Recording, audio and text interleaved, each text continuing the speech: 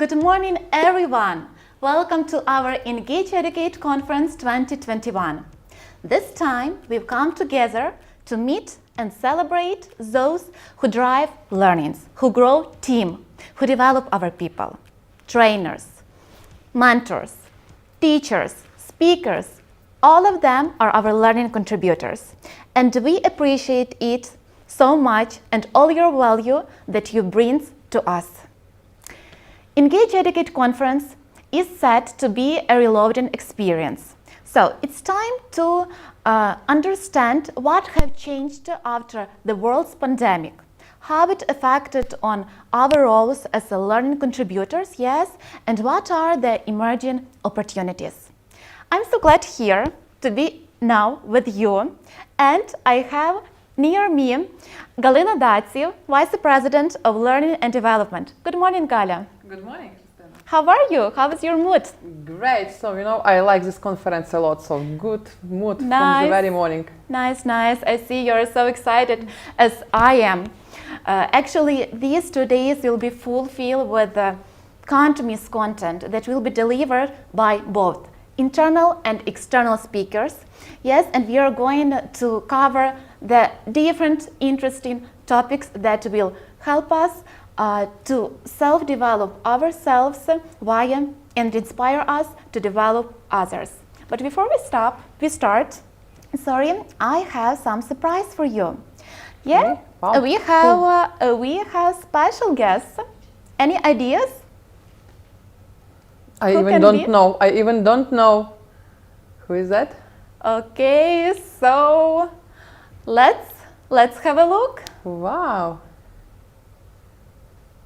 Cool. Who are they? It's a question mark. So actually, the picture is not very clear for the moment, but from what I see, this is our It's like we give you a few minutes to guess, to think. I can recognize Taras, Yaroslav. Who else is behind them?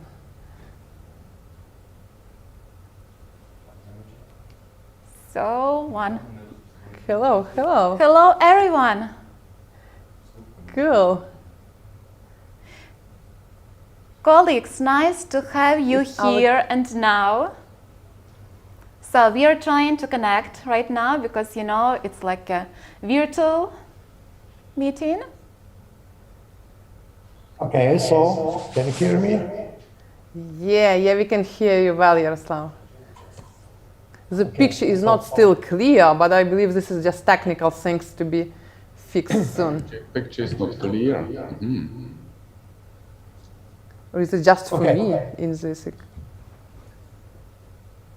Може, слайд різкість наведемо? О, слайд. It's like a typical situation. It's a beginning. There should be some technical issue. But anyway, we are so glad to have you here with us and to have some opening, inspiring words from you.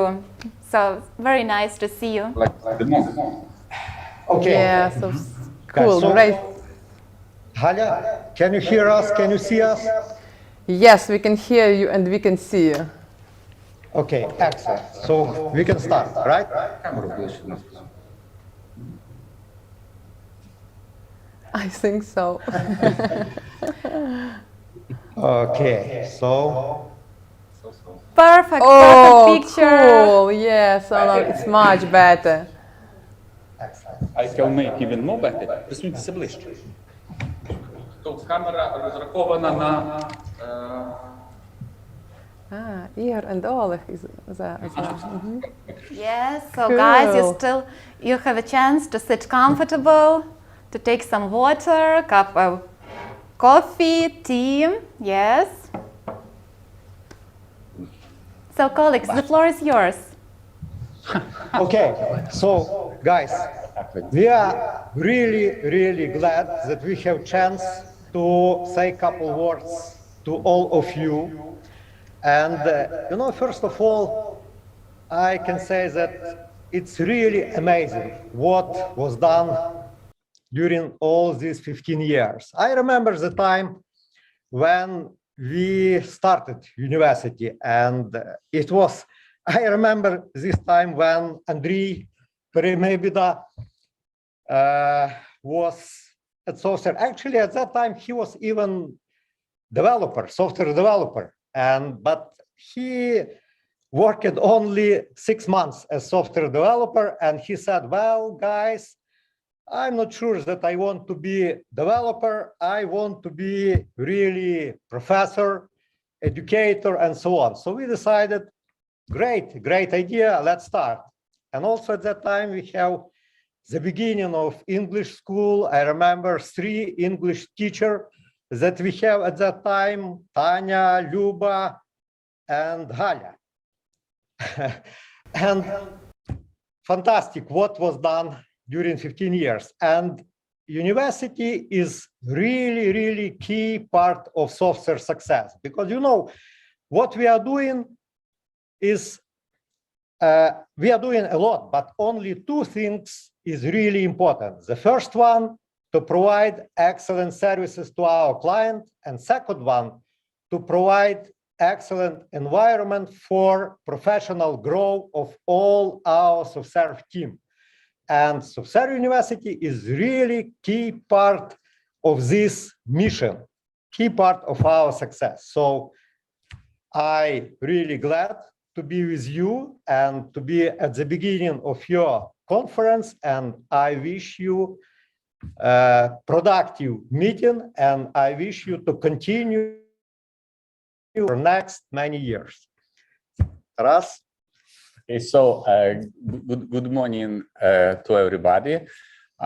You know that for many years, the core of our strategy was people development and investing in people. And I assume we'll be doing this forever. And the key, SoftServe University is like platform, and the platform for our success. And when we're talking about SoftServe University is extremely dynamic, what I see, and innovative. We see constantly, we're not only adding, let's say, new courses, but we just provide a new way how to educate people, how to provide this leadership training. So SoftServe University, like teaching people some subjects, and as well teaching people by own behavior how to build successful operations inside SoftServe. And today it's great day, it's anniversary. You know that we can work hard, we can learn a lot, but as well we can celebrate, create emotions. And yeah, I would like to share my emotion. Great day. I wish everybody huge success and great celebration during these days. So all the best. Lev, few words. Thank you for your job. It's great. Igor? Yeah, morning everyone.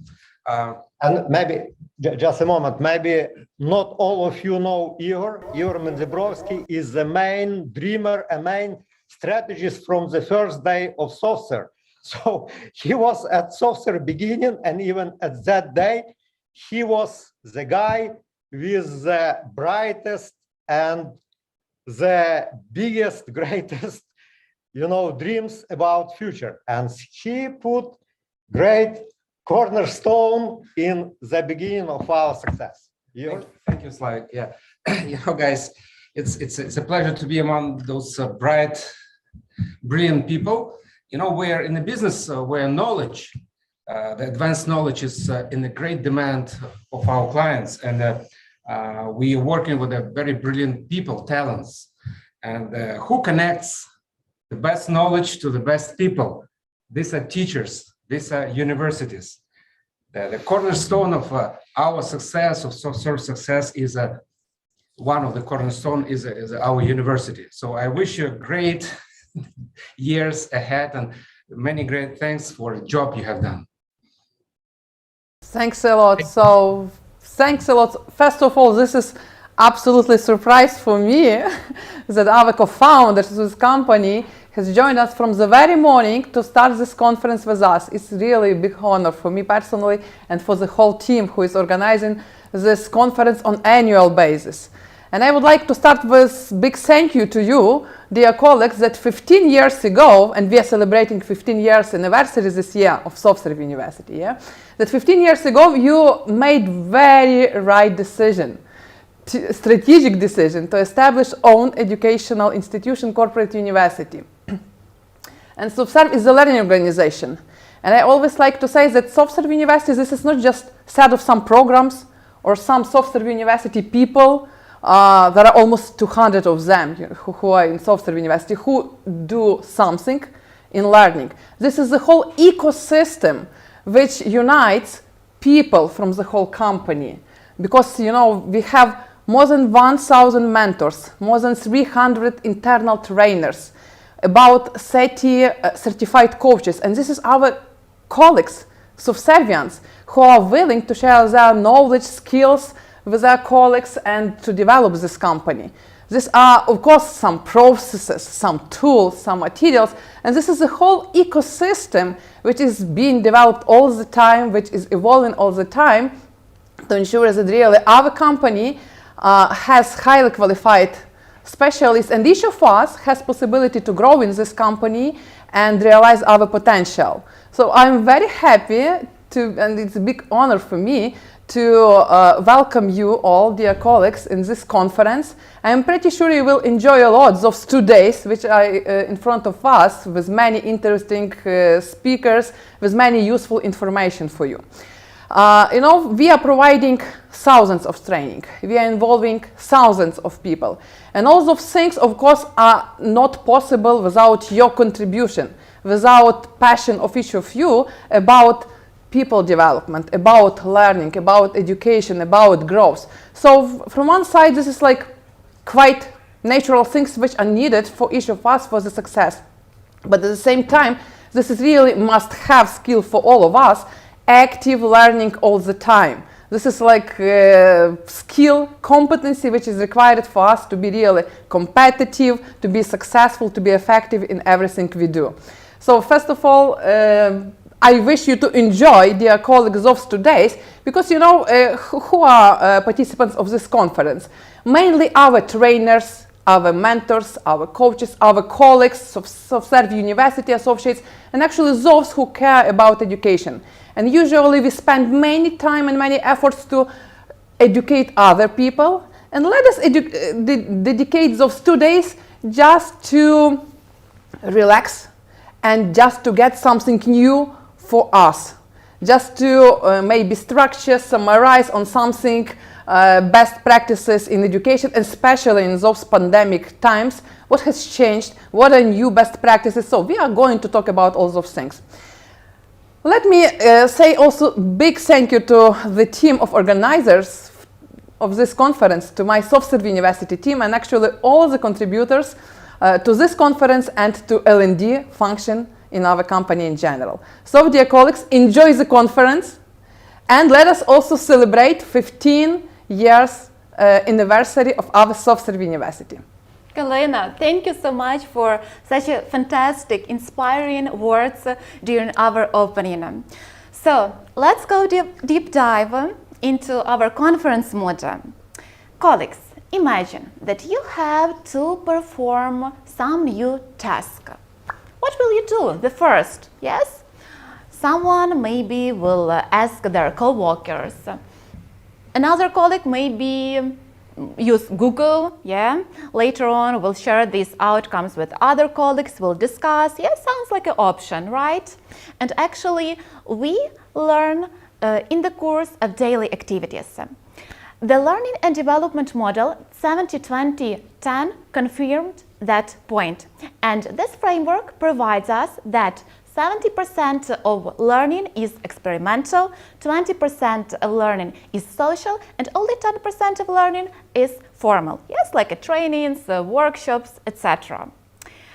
And I have today our very first speaker, Andrii Mykytyuk, Vice President of Client Success.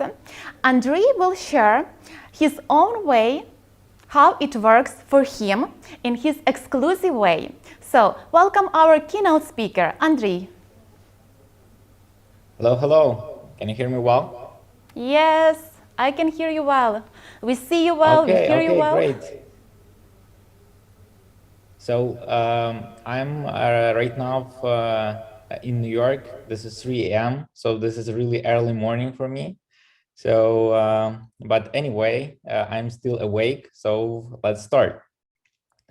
So before we start, I'm actually amazed. We have right now 100 viewers. Yeah, thank you for commenting in the chat window. So if you didn't have a chance to write something in the chat, just say hi, hello, or привет. I see that Kate is there, Ira Gerasimchuk, Irina Yaskiv, Elena Dobush, Oksana Mazurok. So thank you for joining. Today's our training is how to make a paper plane.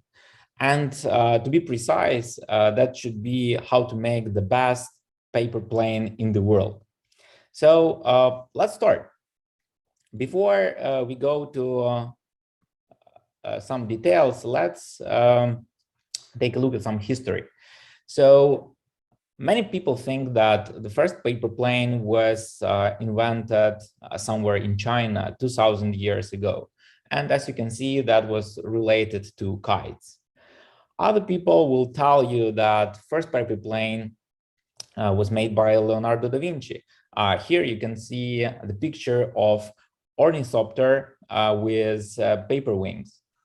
And I think that actually probably birthday of a paper plane is 1930 when Jack Northrop used paper planes for testing before creating real planes. So today there are many different paper planes. And here on the screen, you can see paper planes created just with one A4 sheet of paper. So most likely, you know, this second one, which is name is Basic Dart. So probably you created that yesterday or at school. So this is very popular one. But there are actually many others like Starwing, like Loop Plane or Water Plane. Many of them. And not sure if you know, but there is even a world championship related to paper airplanes. So before the pandemic, this is actually a picture from the last competition. That competition, as you can see, is for the last several years, is funded by company Red Bull, and that's World Finals 2019. And probably, and one more interesting fact, that Katerina Hafonova from Ukraine is a champion in aerobatics. And probably you will ask, what is that, aerobatics? So actually there are 3 nominations in World Championship related to paper airplanes. The first one is aerobatics, when you have some performance, acrobatic or dancing using paper planes. The second also important nomination, this is distance, where you need to throw a paper plane as far as possible. So, and let's just try to guess in the chat window, what is the world record when we are talking about distance? Let's put some numbers in chat window in meters. So I'm not sure if you tried to throw paper plane as far as possible, but actually that's pretty difficult. And we are talking about throwing paper plane from the ground level. So let's check your answers. So what is your best guess? 10 meters. Yeah, that's like pretty long distance. 20 meters, 50 meters. Natalia is very optimistic. Olena, 5 meters. Okay, so I said it 5 meters, but just do not Google. So the record is 69.14 meters. Can you imagine that? That is unbelievable. So, and can you just guess what was the time in the air during this world record? So for how long paper plane was in the air? Just type your version in seconds in the chat window. So was it like 60 seconds or 1 second? Just guess. Yeah, so we have some answers in the chat window. Yeah, there is bit of delay with the video, so I'm still waiting for answers. Yeah, 90 seconds. You're very optimistic, Lena. So the record, this record with 69.14 meters, that was related to distance, and the duration of the flight was just 9 seconds. And the third nomination, this is airtime. That's distance is not so important, but important is airtime. And you can just guess in comments what is the longest airtime. So amazingly, that is not so long. This is just 27.9 seconds. So I think that if you train a lot, probably you will be able to beat this world record. So I encourage you to try it. So my today's story will be about one guy whose name is John Collins. His nickname is the paper airplane guy. So he started making paper airplanes 40 years ago when he was 11. And like it took him 40 years to create the best paper plane in the world. Because it required a lot of trying and failing, and finally, when he managed to build the best paper plane in the world with ideal construction, as you can see, the angle here you can see the wings, and the angle should be exactly 155 degrees. So like everything should be very precise. And when you participate in World Championship, not only construction of airplane is important, but also initial speed of airplane is important. That is why, and due to his age, that was like pretty difficult to him to participate in this competition and compete with some youngsters. That is why he found one guy whose name is Joe Ayoub, who is a quarterback. And he partnered with him and trained him for 1 year to throw a paper plane. And here on the picture, you can see how Joe is helping this situation. And let's watch just a short 30 seconds video. I think that like the voice, the sound will be okay.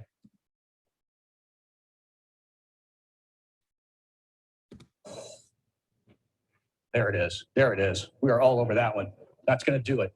Get up there, get up there, get up there, get up there, get up there. They had commentators on this. Think that you can throw a paper airplane 226 feet? Well, you just saw the new Guinness World Record in that. It broke the old one by nearly 20 feet. The guy who threw it is a former University of California quarterback, so Buddy's got an arm. He says that it took about a year to get this right, and that it took a lot of finesse and strength. I'll bet so. And there was a big crowd for the paper airplane throw. So as you can see, that was actually the record, 69 meters. That happened in 2012, and still this record is actual. So, and I think this is just an amazing story. Many of you, as I mentioned before, many of you know how to create a basic dart paper plane, because that's like the most simple version of paper plane. But if you're talking about this best airplane in the world, the construction actually is not very complex. So everyone can learn it. And during today's training, actually, you will learn how to create the best paper plane in the world. Can you imagine that? So let's start. So start is really simple. You need to make a diagonal fold, then line up the top with the left side and unfold step 1. Then you just need to do the same, make a diagonal fold the other way and unfold. Then you have to remember that line up the left edge with the diagonal crease and line up the right edge with other diagonal crease. Then, as you can see, you need to fold the top down across the point where the diagonal creases cross on this point. And fold the top corners down to meet at the center line. The top layer creases should line up with the bottom layer. So, and a few more steps, we'll have just 11. So fold the plane in half. The mountain fold means you flip it over first, then fold it in half, and rotate the paper plane 1/4 turn, so the corner crease is on the bottom. And the last step, 11th step, is very important. You make the wing fold. So let me show you this. So when you have this wing, that should go, this wing should go this way to cover this angle. So actually, in this 11 steps, you just learned how to create the best paper plane in the world. Can you imagine that? That's actually amazing. So yeah, and here we are. This is actually construction of that paper plane. So any questions on the line? So just you can just type your questions in the YouTube window, and I will see them around in 10 or 20 seconds, and I will be able to answer all of them.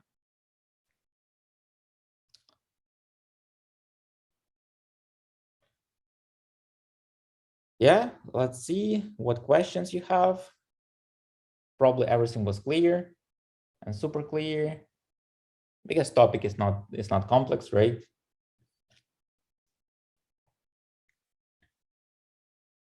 Yeah, I still see some comments like wow from Olena Dobush. Okay, I have yeah, Irina Petrenko is asking, please type all questions to Andrii with hashtag Andrii. What's your record? Yeah, actually, I knew that you will have that question. My record is like, I think around from 10 to 15 meters, but I have to train more. Any other questions on the line? Was everything clear? Yeah, so let's probably wait for, yeah. What's your record, Andrii? Yeah, my record is around 10 meters, I think so. With this plane, I just tried a few days ago, just to be sure I know the answer to this question. Okay, let's probably wait for, yeah, what is your philosophy behind this plane? Thank you, Oleg, for a very nice question. So I think that nowadays, actually I have 3 kids, and probably that explains today's topic. And when they watch Netflix all the time or YouTube, that's a good thing to find something else that you can where you can spend time with your kids. And actually making paper planes, this is very cheap and very entertaining exercise. So I really recommend that to some parents, or if you have friends with kids, that also can be you can be the best guest in the house. I understand that there is message from Artur that I understand that story is not about plane, but real life records and how to achieve them. Yeah, that's also very nice guess. Okay, so I see that we don't have any other questions, and fortunately, we have still some time. So let's I have some bonus for you. So let's do it right now. So please create, actually you learned how to create the best paper plane in the world. And now you will have 2 minutes to actually create that, to make that paper plane and to send me the photo of that paper plane. So please use this mail address. I just created that mail address right before today's training. This is paper.airplane.test@gmail.com. So just start now, create it as fast as possible, take a photo and send it to this mailbox. And we will have some presents for I think that we will have 2 presents from SoftServe University. The first present will get the person who sent the first picture, and second present will just randomly send to somebody from the whole list. So please make sure that when you take picture, that picture looks like this when construction of paper plane is clear, and we see that actually this is paper plane that we learned how to create today. Yeah, so let me open my Google account. Yeah, so as you can see, I've sent email today in the morning to me, just to be sure that everything works fine. Everything works fine. Yeah, that's a paper plane that I created. Yeah, you can see that it works. So let's wait. Yes? Andrii, I'm making a paper plane in our studio. Is it fine? That's close, but not actually. That's exactly what I tried to explain today. So please continue. But there were a lot of steps. I didn't remember all of them. So really a lot. But I tried so hard. I explained everything in many details. So please try to recall that in your memory. I'm more than sure that you have it. Oh, okay. I hope that maybe plane will be much better from our colleagues. So let's have a look. We will have 100 planes in a second because we have 109 viewers right now. So I expect to have 108 planes because I'm also a viewer and I'm not, and my paper plane is already there. So yeah, so let's see. So I think that we can spend still one more minute for this exercise.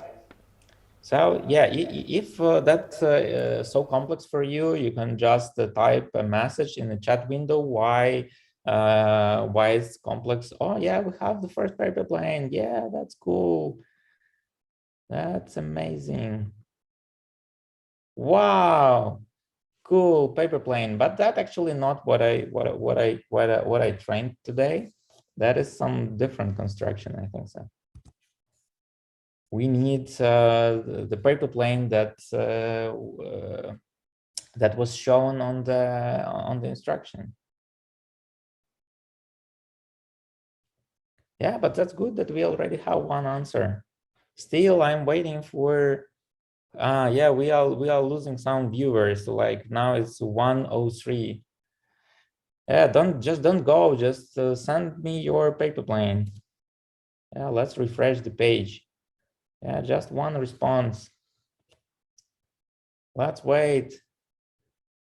Yeah, if you're not making a paper plane, just type some comment that what is not working for you.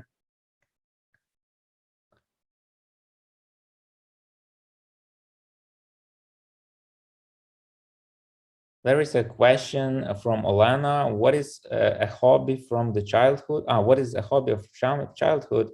Actually, yes, because in my childhood, I didn't have Wi-Fi and internet and YouTube.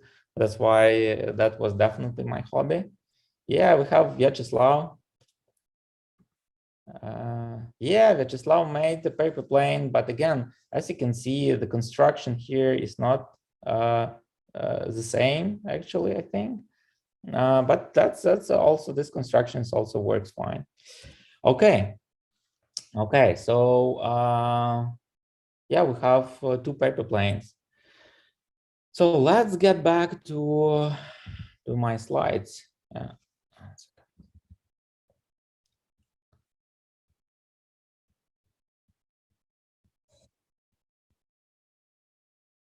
Yeah, so still we have some few minutes.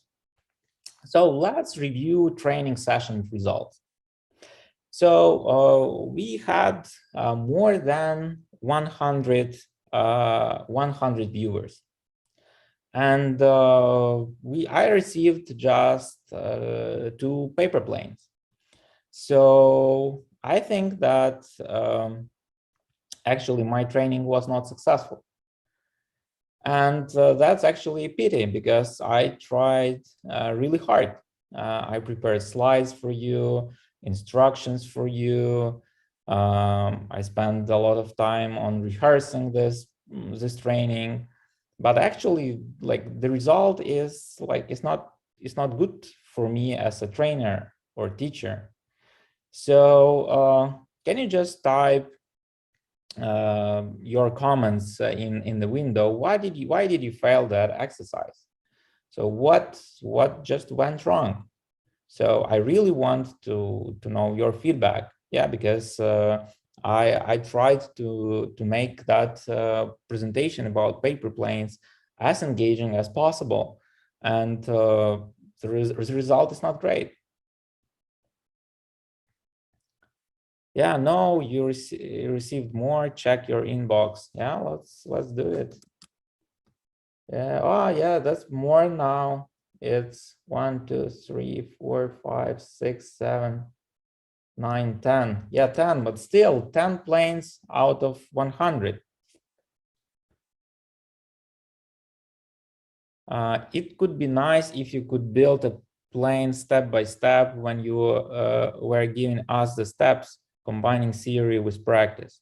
Ruslana, thank you for the feedback. Actually, as you remember, we had Q&A session, and yeah, I asked if you have any questions, and everything was clear, but now it looks that was not clear. Yeah, Vyacheslav mentioned that he slightly improved construction. That's great. I will check it right after the training. Please show the Gmail address again. Yeah. No practice to refreshing materials. Yeah, Lena, thank you. I was not prepared to do the plane and was not attentive much during the steps. Yeah, Katerina, thank you for being honest. Actually, I think that agenda was shared before today's meeting, and that's actually interesting that you was not ready for this. Need to define what is success first. Yeah, thank you, Vyacheslav. We were confused by the topic and weren't expecting such a learning solution for the conference. Yeah, thank you, Valeria. Okay, so then let's probably type in the chat window. Yeah, actually, you already did that, because I asked you why did you fail the exercise, and you actually answered what was wrong with the training session. So then I want to actually, when I started preparation, I really wanted to describe Kolb's cycle today. But then I realized that there are so many videos of Kolb's cycle in the internet. On the internet, you can just Google that or find on YouTube in English, Russian, Ukrainian, like you name it. So I decided to have this exercise together with you just to share with you some feelings, yeah, because we as trainers and teachers, in many cases we spend a lot of time on preparation materials, great theory, but at the end of the day we see that our students are not performing really well, and that is for sure is not inspiring. And my main message today is that in many cases, we start from the wrong step of this Kolb cycle. Kolb cycle was described by David Kolb in 1984, and it describes how adults learn some new stuff. And as you can see, like we will go that cycle very quickly. You can find, you will definitely find more details on the internet, and I encourage that. So, but usually adults, they try to do something. They, let's say if you're talking about paper planes, you try to create paper plane, to try to throw it and see the distance, and then you get some feeling. And that feeling can be positive or not positive. And actually not positive feelings are also good because you can treat them as a fuel. And that fuel is for reflection. That step is called watch. So when you are reflecting on that situation, why it happened so? And only that, after reflection part, there is abstract conceptualization. And that abstract conceptualization part, it consumes information from your experience, from your thoughts, and from external world. And actually, this is a place where theoretical information from trainer is needed. And in many cases, when we start our training, our assumption is that your participants are already there, and they are ready to consume new information, and they are super engaged. They have their sheets of paper with them. They are ready to go. But in reality, this is not true. And I encourage you to start your every training session with this do exercise. When you start that with do exercise, when people try and fail, it just creates emotions, and based on that emotions, there are self-reflections, and based on those self-reflections, people will be interested in new piece of information. And I think that should be the main outcome of my today's training. I really hope that you enjoyed it. So that's a video from 2 days ago. That's my record. Thank you for joining today's session. I hope that was interesting for you. And final thank you. Thank you so much, Andrii, for such a fascinating presentation. I really love your structure and how you use some techniques, yes, to explain to us the Kolb cycle. And guys, thank you so much for being so active. It's the morning, but you are actively chatting. You're following all the steps that were highlighted by our presenter. And as you see, it's very important to find this contact with the audience, to engage them, to involve them, and sometimes it's really difficult. That is why I would like to invite our next speaker, Yevhen Fedorenko, Delivery Director, to explain us and to share some own tips and experience on how to build this rapport with the audience. So, Yevhen. Morning, right? Morning. Is that to say good morning right now or good afternoon?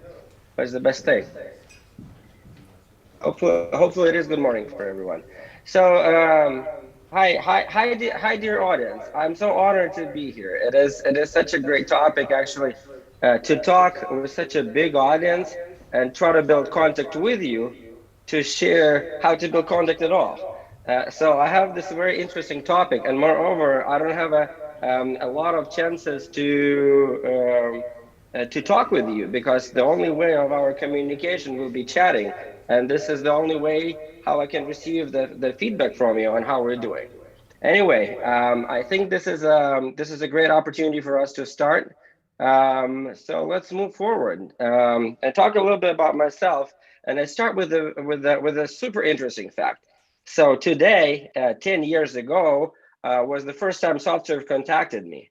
It actually it was a recruiter who was hiring me for a PM position. It was exactly 10 years ago, and I remember the date because 10 years with SoftServe is a great journey. And I was looking at this today, and it took me about 9 months to get to SoftServe, which I never regretted a second of the interesting journey to get hired. I'll tell you a little bit about myself so you know why I'm talking about building contact.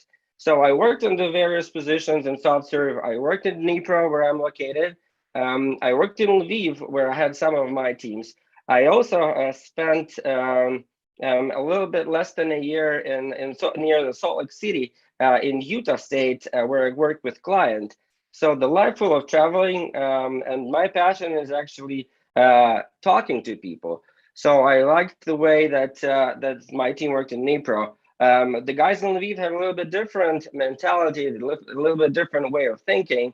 I also liked the way that we interacted with our American colleagues. And Utah State is a little bit different because of the Mormon community that lives there. And it took for me quite an effort actually to build relationship here and there. Right now, most of my partners and colleagues and clients are based in San Diego, California.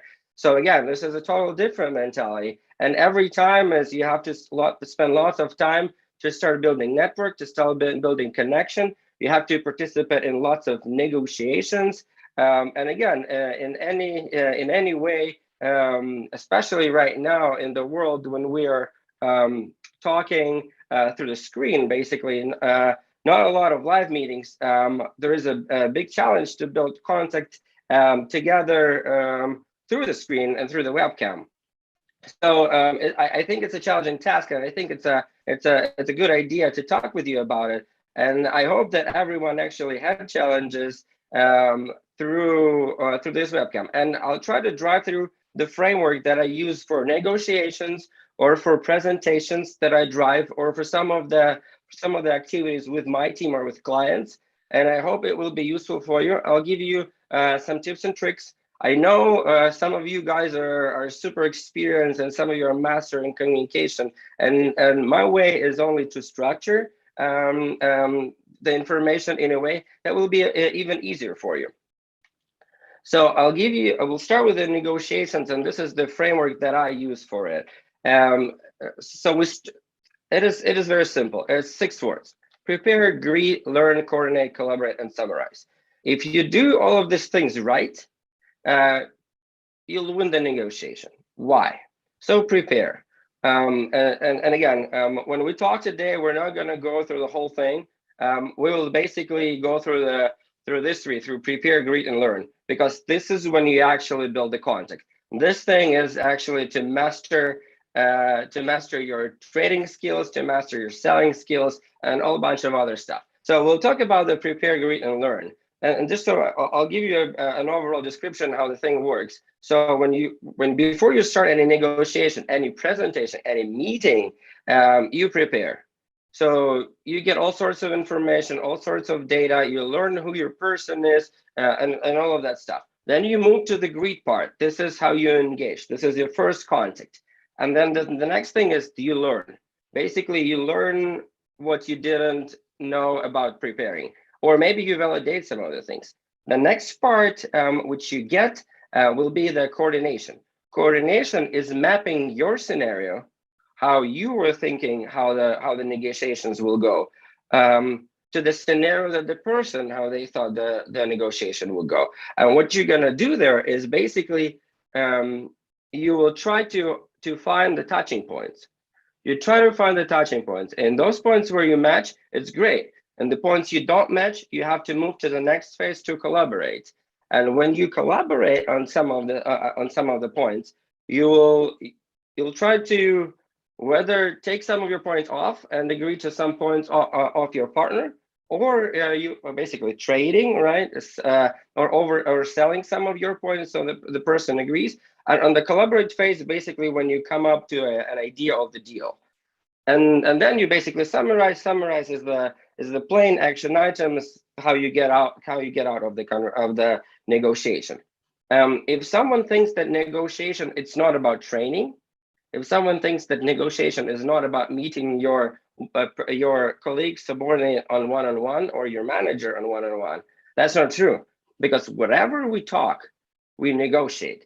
Because I have my idea in mind, for example, for this 30 minutes, and my idea would be, I have to give you something. I have a plan in my mind that I would like to pass to you, and that you would receive from me. And basically, if you like it, then I'm following my plan. If you don't like it, I have to collaborate with you, and then we have to, I don't know, maybe trade off something. Maybe I have to take some of the surprises from my pockets, or maybe I have to lose in this negotiation. And we summarize, and basically in the very end, we'll understand whether it went well or it didn't go well. And guys, please feel free to, I don't know, to throw in any curveballs at me, to tell me anything that, any questions, maybe you want to switch the direction. Again, I'm super flexible. I've done this many times. So I'm looking forward for anything that can throw me off and can tell me whether I'm not going in the right direction. Again, maybe I have surprises for you. So the first thing is prepare, right? So we'll talk more in depth about prepare. So in order to build a good contact with your audience, you have to know what the audience is, right? Who are these people? The first thing then, when someone comes to me and say, Yevhen, we are going to have this cool event. Would you like to participate? The first question I ask, who are you presenting to? How many people will they be? What are they interested in? Who are those people? What do they want from me? And again, I don't know whether these people are interested in the topic or no, but the organizers will help me to find that out. Again, what do those people feel now? I watched how Andrii was doing his slides, because I wanted to know my audience. I wanted to be prepared. I wanted to know whether the guys are building planes, how many planes were built, how many planes were built correct, and again, how active the audience is, where the audience is from, who are you guys? So again, the prepare stage is to get as maximum information about the position of the audience, who they are, what they feel. When you're doing one-on-one things, for example, it is very important that you know the person's characteristic. What type of person? Is it sanguinic, the choleric, or phlegmatic, or melancholic? You have to know that, and because the reaction will be different, because everything will be different. So you analyze the person from the standpoints which can help you. On the big audience, it could be geo, and it could be language, it could be anything, and you have to pay attention to it. So prepare format. So the format is also an interesting thing, because the format will help you to build a contact. Because if people do not like the format, they will not listen.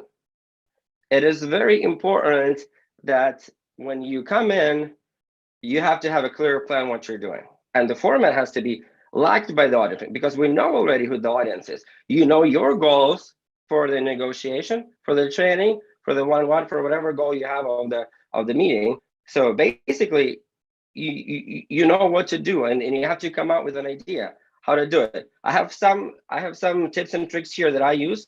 I love storytelling. There's nothing more interesting for people to listen to a story that matches to their problematics, that matches to their life, that matches to what they're interested in. And again, when you're telling a story, you're telling something from your heart, and this is sincere. And whatever is sincere is great, because when you're sharing something that people feel it. Other interesting thing, provocative, evocative images, right? There is a cat here for a reason. because people like cats and dogs. We have to be sincere. Everyone likes to post to post a cute cat or a cute dog or a small kitten, and whatever they do, they grab the person's attention. It does not have to be an animal. It has to be something that evokes your emotion that you want to do, and so on and so forth. Good joke. I don't know. Good joke for a reason. Good shock. And awe, and saying, "Wow!" Anything like that will mean that there is an energy. There is an energy that you want to share. So think about it. When you prepare something, you have to have that thing in your pocket.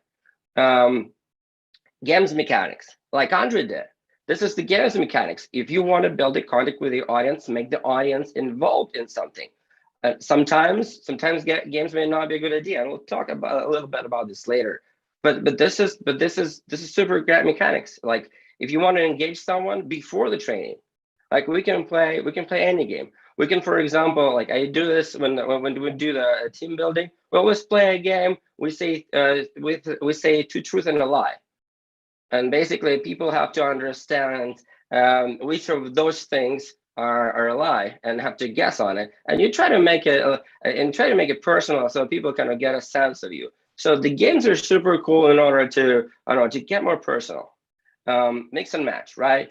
There is nothing more interesting for people than plurry or controversial stuff. So you wanna compare, I don't know, white and black. You want to say, hey, why do we call this white? Why do we call this black? And you want to make it controversial as much as possible. As long as you get to controversy, people will have their own opinion, and then the person is getting engaged into it. As long as it's interesting, as long as it's controversial enough, it's great. But don't get too controversial. You don't want to get mad audience. Mad audience is something good because it's like screaming. Everything will go out of control. And you remember, you cannot coordinate and you cannot collaborate if that happens. So keep a big plan in mind and follow it.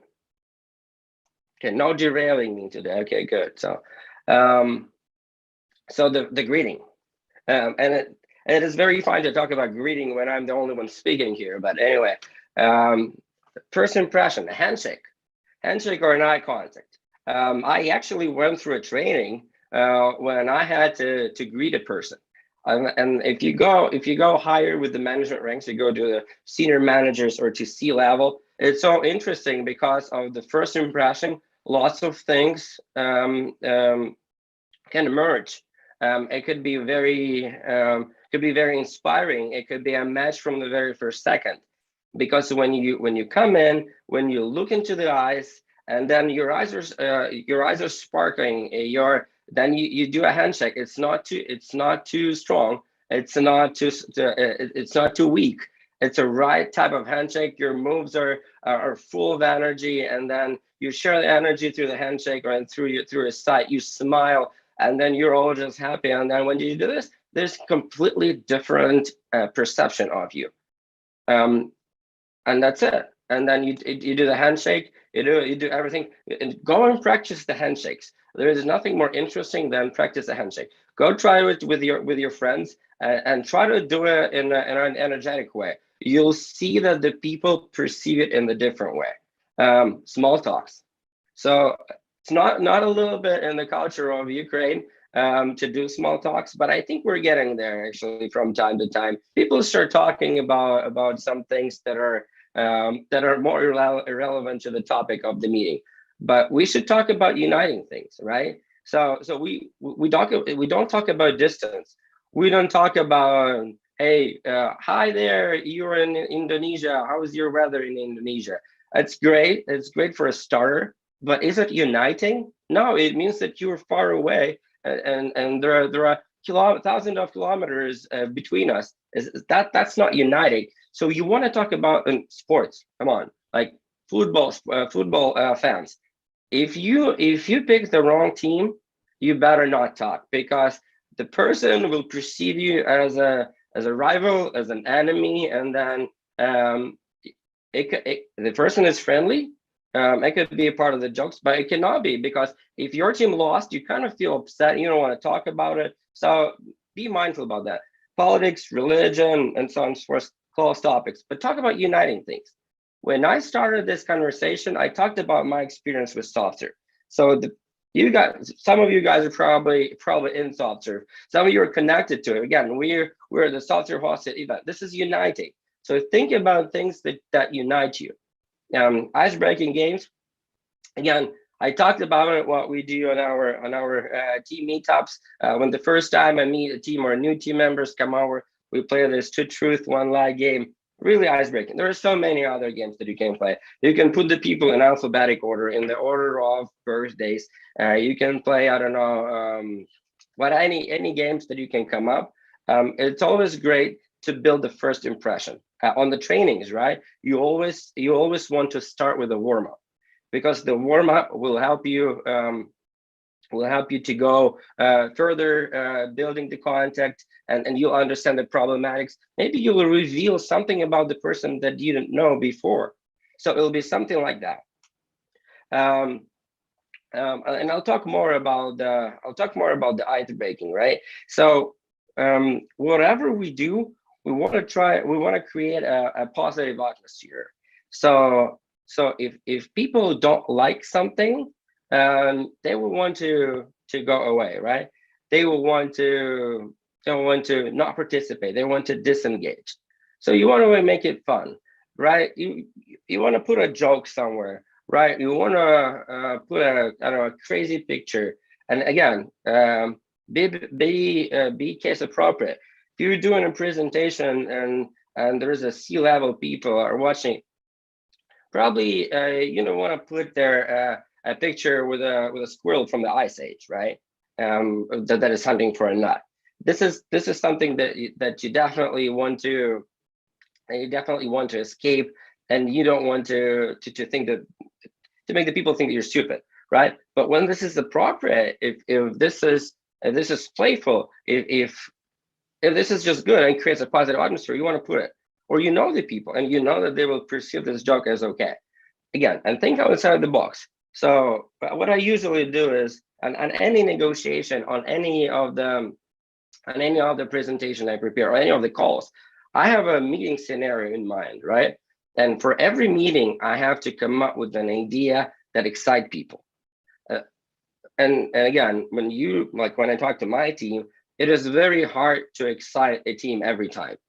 So every preparation requires for me to think outside the box, right? So something for the greeting, I have to do something creative. I have to come up with an idea, and I don't know what will it be every time. And I spend lots of time preparing for it. But it is super successful in the ice breaking. Something new, refreshing will be a great thing. Help to relax, right?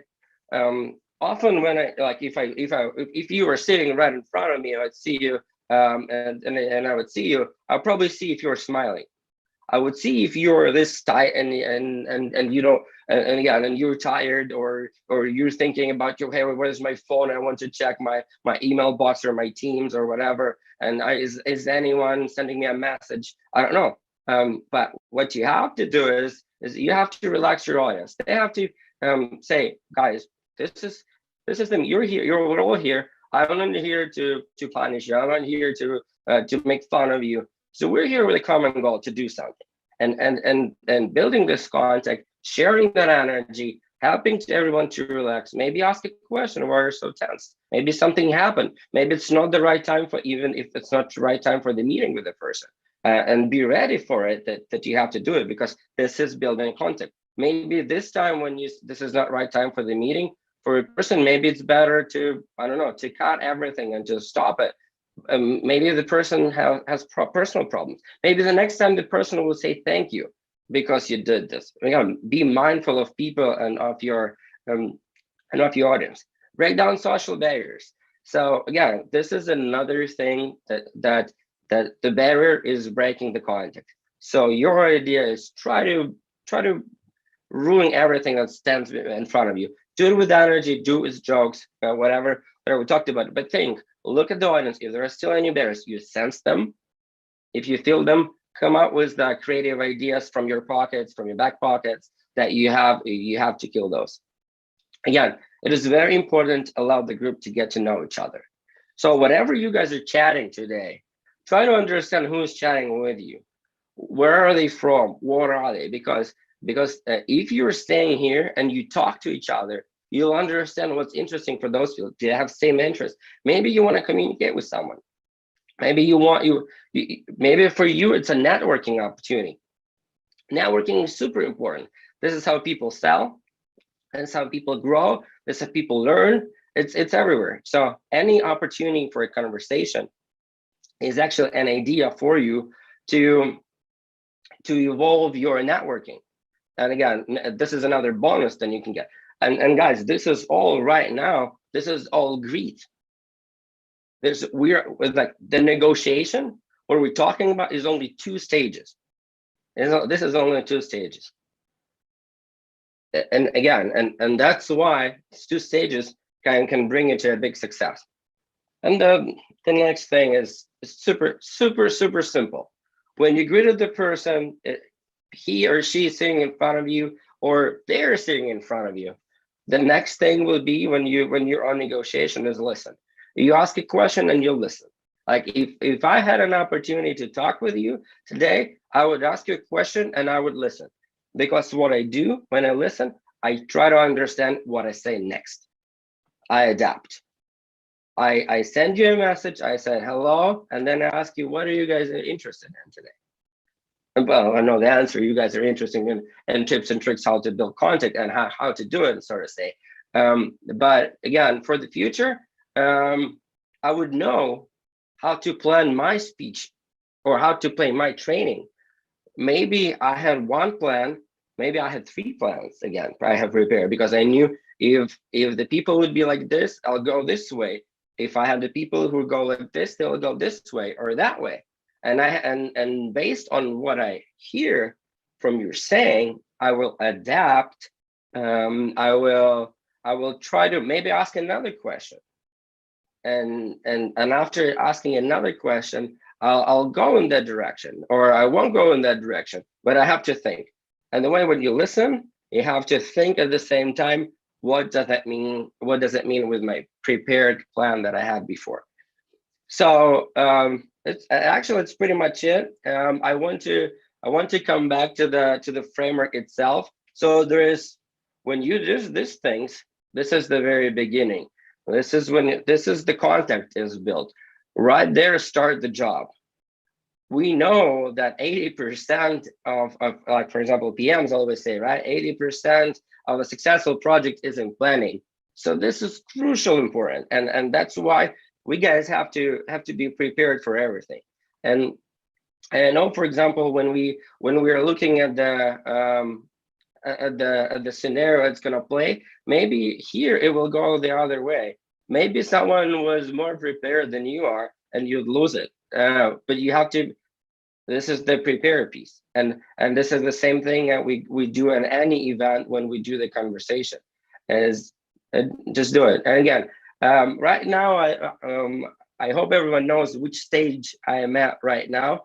I am actually at the collaborating phase, which is very close to be summarized. I hope I listen to your voice and comments in here. And so I'll be winding this up. I think I spent about 25 minutes. I know there may be questions around my speech, maybe some controversial questions that I would really like to answer. So bring them in and let's talk a little bit if possible, right? And keep this slide on. It's a good framework. I hope everyone will use it. Okay.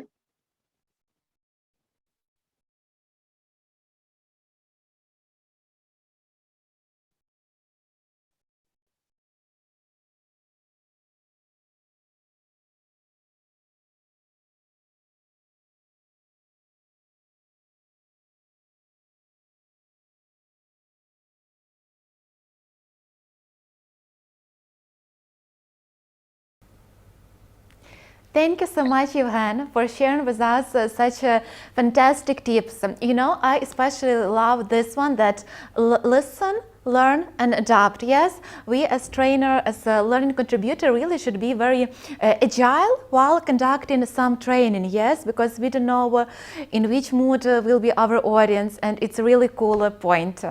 Yes. So thank you so much. Yeah, thank you very much. I appreciate the feedback. I hope this was interesting. Again, I want to thank you for letting me participate here. That was a great experience. Thank you very much, guys. Thank you so much for being with us today. Thank you. So, colleagues, and now I propose to go for a short mini break, yes, to reflect and to think about all information that was mentioned previously, as well for the one who didn't have a chance to watch our grand SoftServe University video, you will have a chance to watch it. As well, don't forget about voting. We still have the voting for our Learning Innovator for 2021.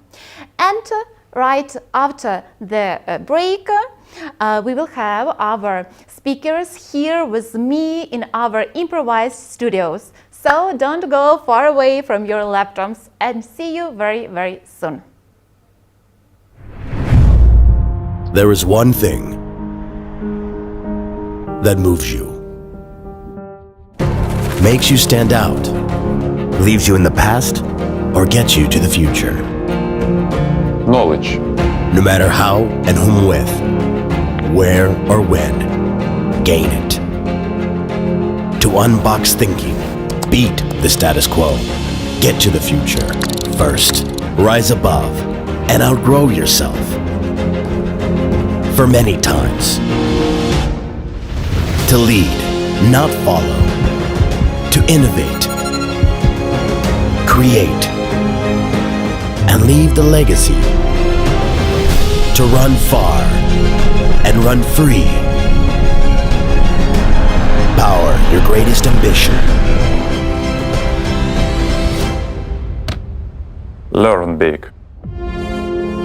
SoftServe University.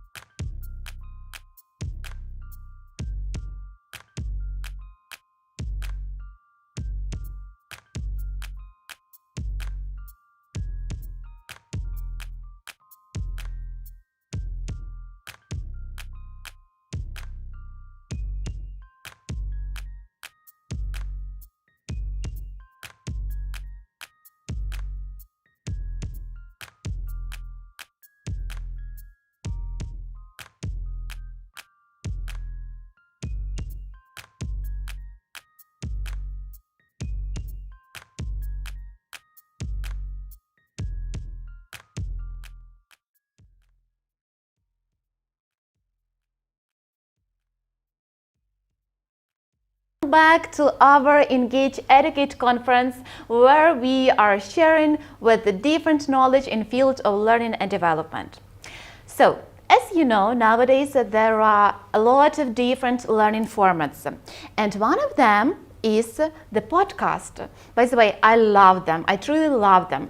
Can you please share in our chat your favorite ones? I have here an open chat, so please guys, don't be shy. Write your favorite one. I want to know, what podcast do you listen?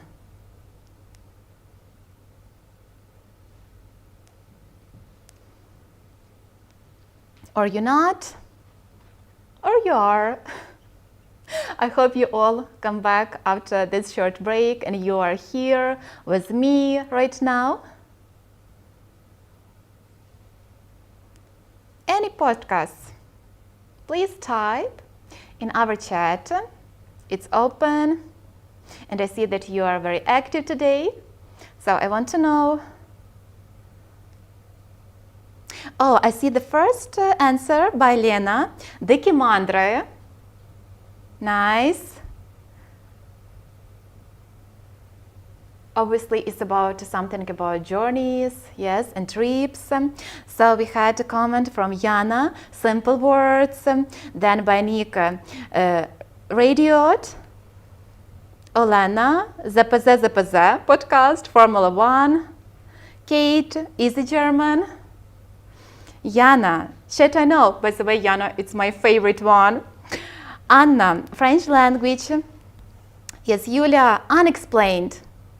So it's so great that you all are so active, and you all like this super cool learning format. And it's my pleasure to have here with me one of the co-founder of our SoftServe podcast, People Tag and Other Words, Nataliia Serediuk. Hello everyone, hi. How are you, Nataliia? Everything is fine so far, thank you. Thank you so much for coming and for being here with me here in our studio. It's really nice to see you alive. The same to me, exactly. Nice, nice. So I know that you would like to share with us some information about learning format podcasting as a learning format, right? Yep, you're definitely right. And hi there to everyone. I just want to start with big thank you to everyone who joined us even after a rest, after a break. It sometimes could be hard, but thank you to stay with us. Today we are going to talk about podcast. And we can start with my presentation. I will use my first minute maybe for and this opportunity to talk to such amazing and wonderful SoftServe community of people who doing some learning stuff, of mentors, just to express my appreciation to every one of you guys. Thank you for doing such amazing job. I had a chance to be a mentee for a few times, and I really loved this journey as well as being a mentor. So just huge thank you for bringing more insights and more experience to our day-to-day life. So well, let's move to podcast stuff. And right now we are going to have such a conversation about such trendy thing as podcast. Khrystyna did ask us about some favorite podcasts, and I want to share with you my favorite ones. I do really recommend you podcasts via Netflix, obviously, but Netflix, and also I truly enjoy podcasts by New York Times. And of course, my favorite one is People, Tech and Other Weirdness by SoftServe. And that's why I'm here and I'm talk to you on this podcast stuff, because I had a chance and I was one of those beautiful people who started our internal SoftServe podcast, People, Tech and Other Weirdness, a year and a half ago. During this period, not even during, but in 2021, we had created 25 pieces of voice content. We engaged more than 50 speakers, hosts and guests to this podcast, and those pieces of voice content that we had created together, our external and external audiences had listened to more than 10,000 times, and it definitely meets our goals so far. And you can see on this screen photo. It's the very last recording that we have with guys last Friday. That means we are continue doing our podcast, and many interesting things are coming with our internal SoftServe podcast. So, well, let's move into some situation with podcast overall. A situation looks like podcasts are extremely popular right now. It's absolutely ok. Ask people what podcast are you listening right now, as well as we asked people about books a few years ago.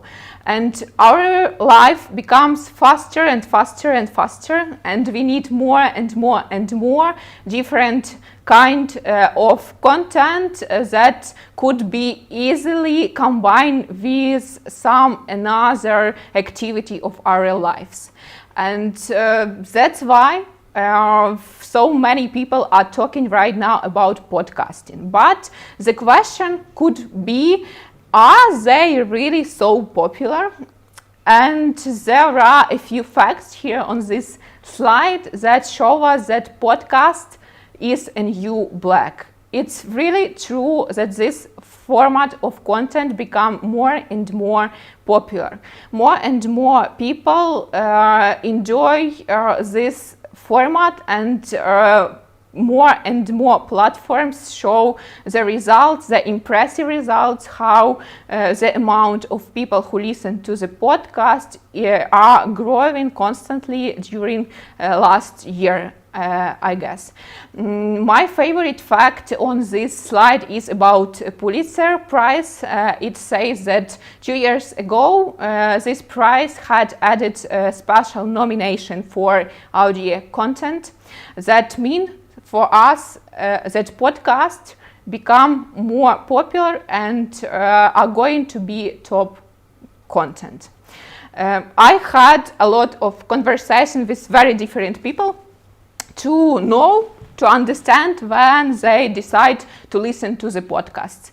And the answers were very different. Many of them honestly said that it's very inclusive format.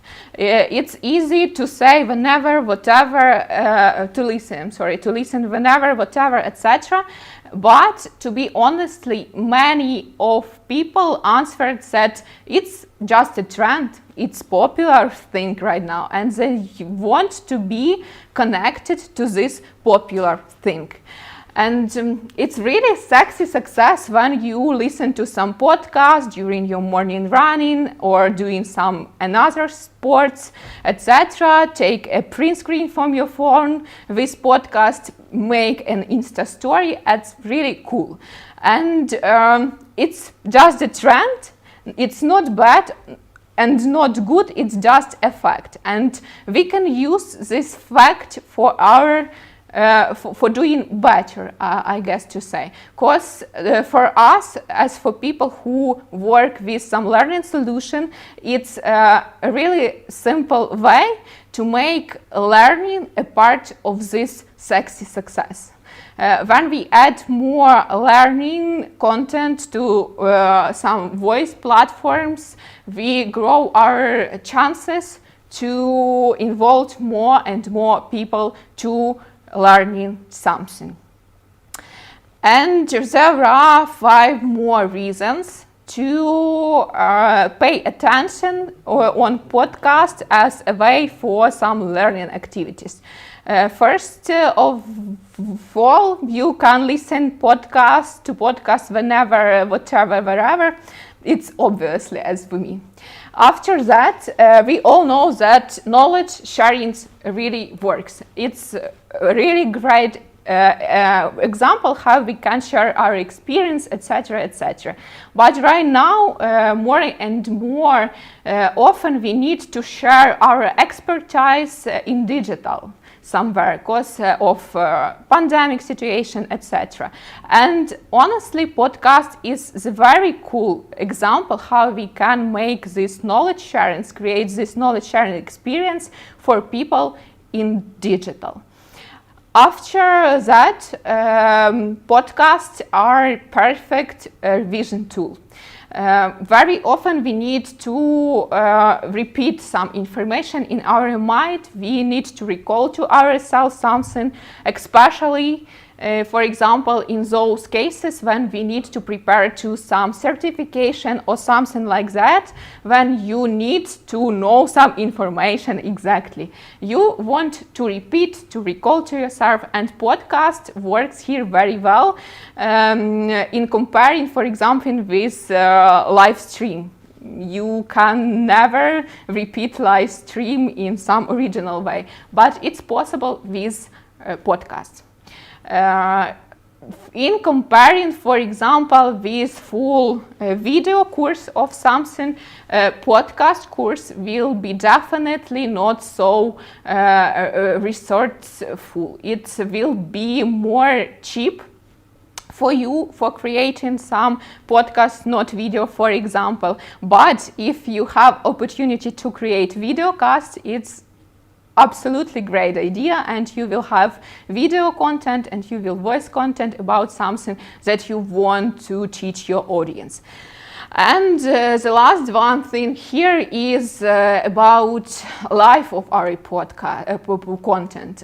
To be honestly, right now in social media, in digital, we have such situation that anything you have posted on social media will be live there longer for 3 days if you will not do some ad promotion to this content. And it's something that we digital marketers call fast food content. But if we are back into our podcast, it's definitely not fast food content. It's something that you have created one time, and people that you are target audiences can use more and more and can back to this voice content, etc. And why it isn't the reason to create podcast for learning. Okay, I guess and I hope so that there is no question why podcast could be really great solution for some learning, and move to another stuff, how to start, what should be our first step on this pretty interesting journey, etc. Nothing new here. The audience goes first, just use your product mindset to create some podcast solution for learning, and you will be definitely succeed on this way. Don't be afraid of your audience. Don't be shy to ask people that you know are your target audience to collect more and more insights. For example, how long they are on social media for a day, for example, or how many times they can offer effort to themselves for 1 day to learn something or something like this. This info will be extremely useful for you on the next steps. After collecting all these insights, it's really great and right time to think about something like concept for your podcast and something like choosing format, etc., etc. you need to understand, is it better for your audience to have something like maybe audio book, or it will be better to have some dialogue conversation with somebody to teach people that you wanted to teach, or something like that. On this step, when you will decide definitely what format and what concept you need to choose, it's very cool time to understand if you have enough resources to realize all this stuff. If you have resources, for example, for using some services from sound recording studio, perfect. It's also okay if you want to start to record somewhere at home and use homemade production, no problem with that. But it's don't skip this stage when you need to understand how much resources you have to create your own podcast. After that, it's a great time to find out your partners in crime.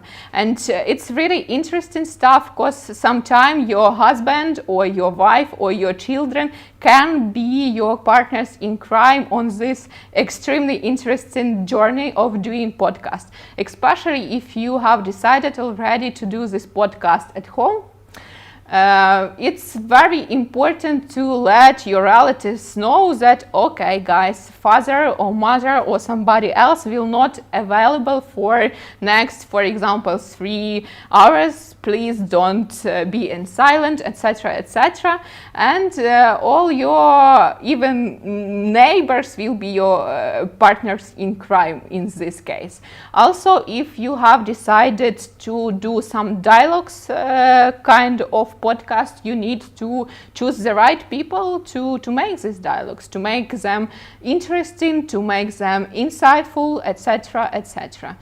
And this sofa on this slide, it's not mistake, and even furniture can be your partner in crime if you decide to create some podcast at home. We are moving to the stage of choosing the right place and the right time for creating podcast. And here I will tell you such information that it will be better for you to do these recordings in your bedroom, for example, not in the kitchen, because soft furniture, it's our partners in crime in this journey, and soft furniture will be help us to make our sound better.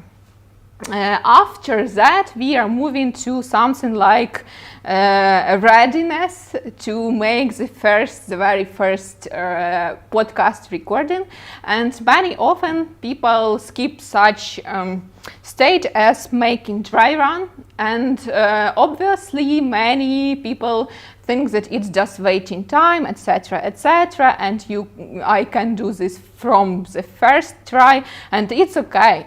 Even more, I can say from our experience that very often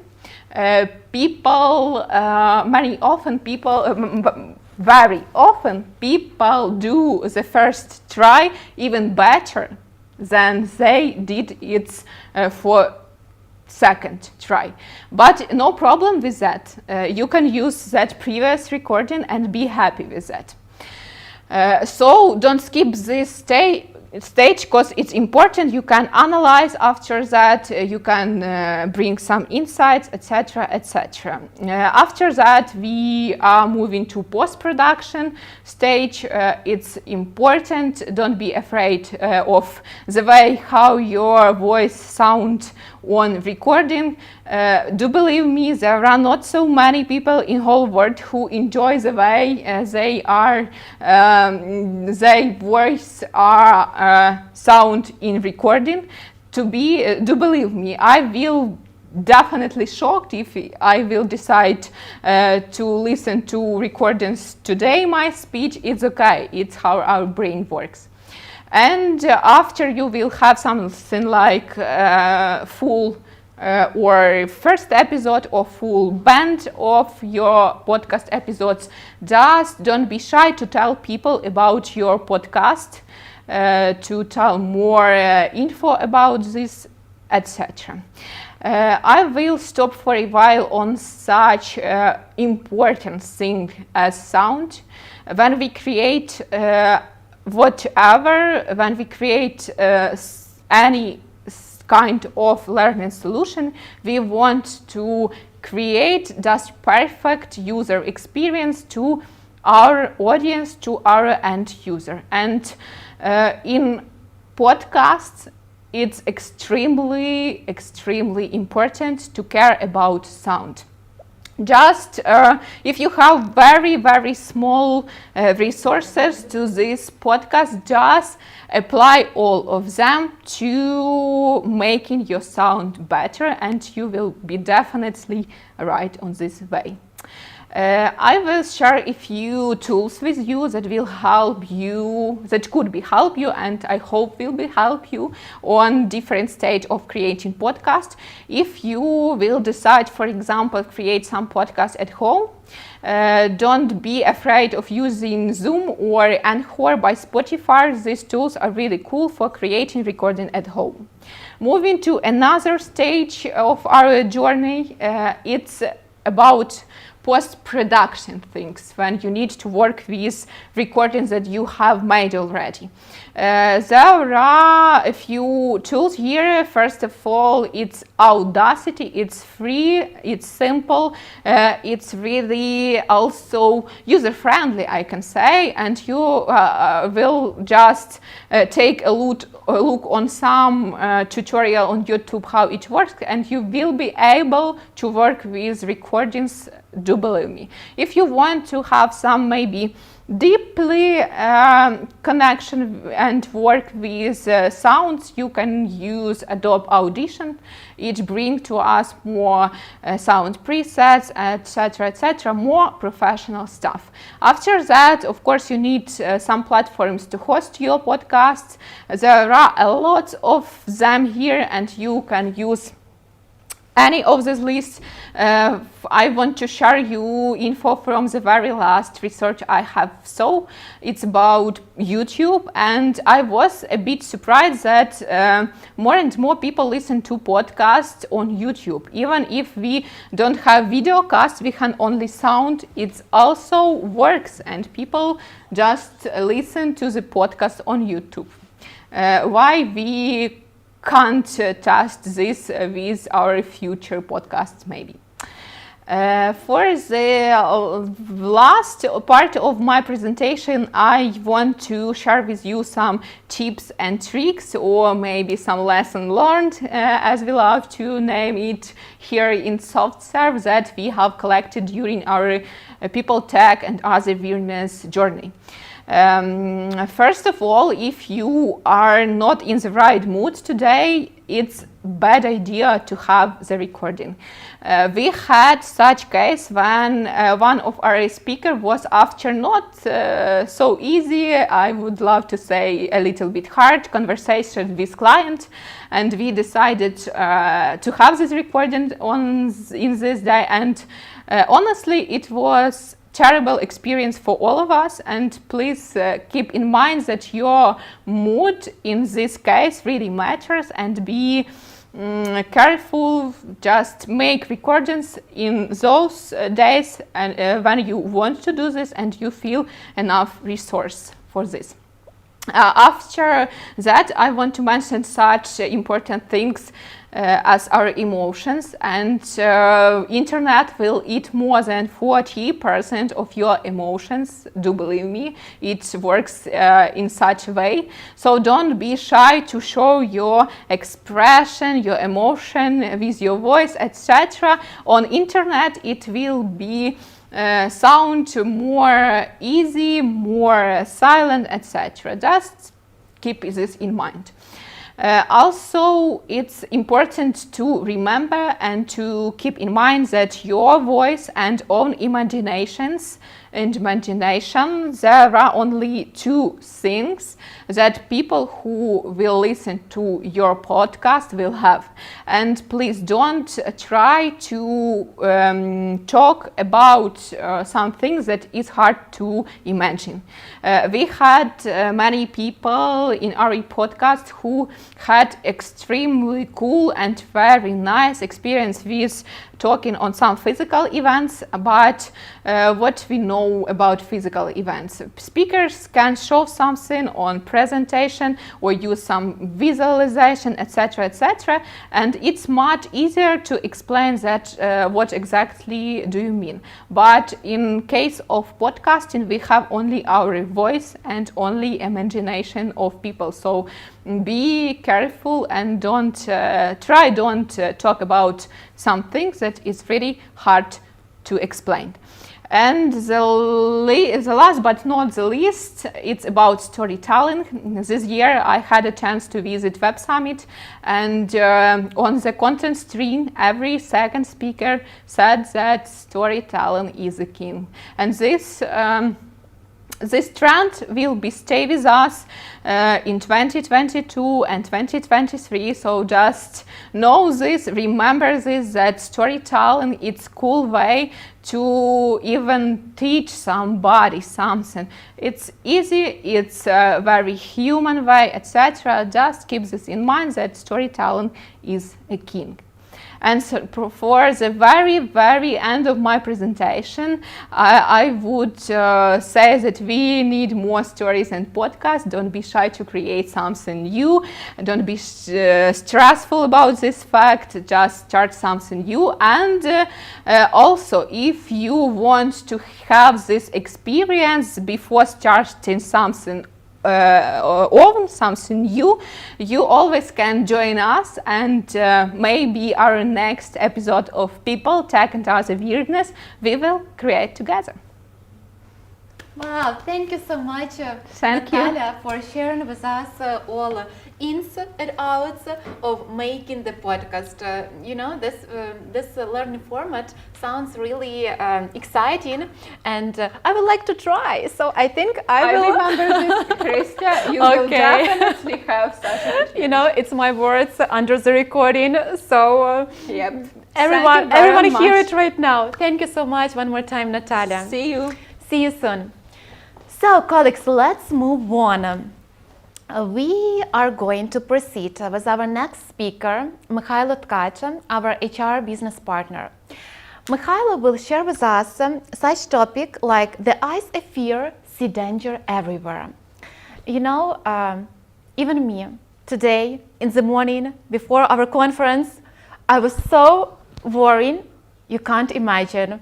I had my fingers in a such mode, so it's you know, it's really such emotions, such feelings that you can't describe before you're going to go on the stage. Yes, and it's so wonderful that right now we are going to have our next speaker, a professional coach who will share with us some key tips and give us a piece of advice on how to feel more confident. Yes, how to put away all the stress and just enjoy all this time spent together with within the event, yes, and with our audience. Mykhailo, welcome. Hello, hello. How are you? Thanks, fine. It looks like Friday coming, so that's great. I'm very happy to be here, and I feel that I'm not proficient in dealing with stress, but I feel that I'm very professional, stressful man who feeling stress, and every day I'm trying to deal with that. So I'd like to share some ideas or my cases, what do I do with this, because I'm conducting for different learning activities very often. I have a lot of public speeches, and every my speech I feel stress, and I have 30 minutes for sharing what can you do with that. So sometimes it can be very helpful, sometimes not, but let's see. By the way, first of all, I'd like to ask you, all my dear colleagues, can you share me some points about your fear? Some ideas, some situations, or some cases where you feel stress. Please write down it in YouTube, and it will be very helpful to collect all of this sharing. And please concentrate on your learning activities. So I'm waiting for these comments, and during this time I will show you my pain. So I'm really afraid that I can be very boring for my audience. Or, hello, high five. Yeah. It's really very stressful because you are conducting some content, and very often if you are talking in online mode, you can see eyes, you can see any reaction from the audience. Sometimes our colleagues or audience switch off cameras, and you have no idea is it okay or not. And if I feel that I do not have some connection with my audience, I feel that it's my fault. Maybe I'm not very good. Maybe I'm not prepared as well. So it's very stressful. It's top one. And second point is I'm really afraid that something not ideal. For example, maybe I made some mistake in the presentation. I'm not very happy for my English, actually, and very often when I conducting something into English, I'm very stressing for the wording, for the accuracy, so it's very hard. By the way, do we have comments? Yes, we do. Actually, we have the following. So, hello, Mykhailo, nice to see you. Looking forward to your presentation. Thanks, Oksana. So, Ella, I feel stressed to make a mistake. Mm-hmm. Yeah. Cool. Then Maria, spiders. So Inessa, public speaking. I mean, it's overall. Mm-hmm. Yes. We have another comment. I'm always stressed while public speaking. Yeah. I would say that there are different sources of this fear. Sometimes we are looking for the audience, and we are very scared that somebody do not understand us very well or correctly. Second one, maybe we very stressing for ourselves that we are not ideal or something like that. We are trying to evaluate our level as educators for our presentation skills, and it's very hard to deal with that. So, that's true. Yeah. That's true. Yes, and even we have two more comments. Yes, when something goes wrong and I can't control it. Yeah. Yes. Then Mariana, I'm afraid of trick questions. Yes. Yeah. And Anna, I'm interesting for my audience. Am I interesting for my audience? Yeah. But by the way, one of my main topics for stressing is very specific English words. For example, if somebody write down something very special into English, and if I will wrong with pronunciation or understanding what does it mean, it's stressing too. So, Misha, we have a comment from Kate, our manager of Cross-Cultural Communication Center. Yes, Misha, thank you for being with us and share so many insights. Forget about English. Yeah, thanks, Kate. I will promote services for C4s a bit later, be sure. So, cool. Yes, and the last comment, situation or uncertainty. Yeah, absolutely. Due to this fact, I do not presentation very often because I'm very afraid that something will go wrong, and that's why I really love to work with whiteboard, with a live audience, and be with these people at this time without any preparation in terms of ordering in their presentation or slides or something like that. So cool. What is the nature of fear? What do you think?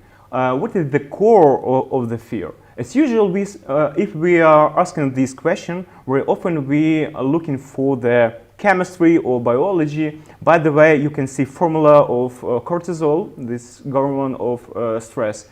But if you are not proficient in biology or chemistry, it can be useless for you because it's very hard to discover how it works.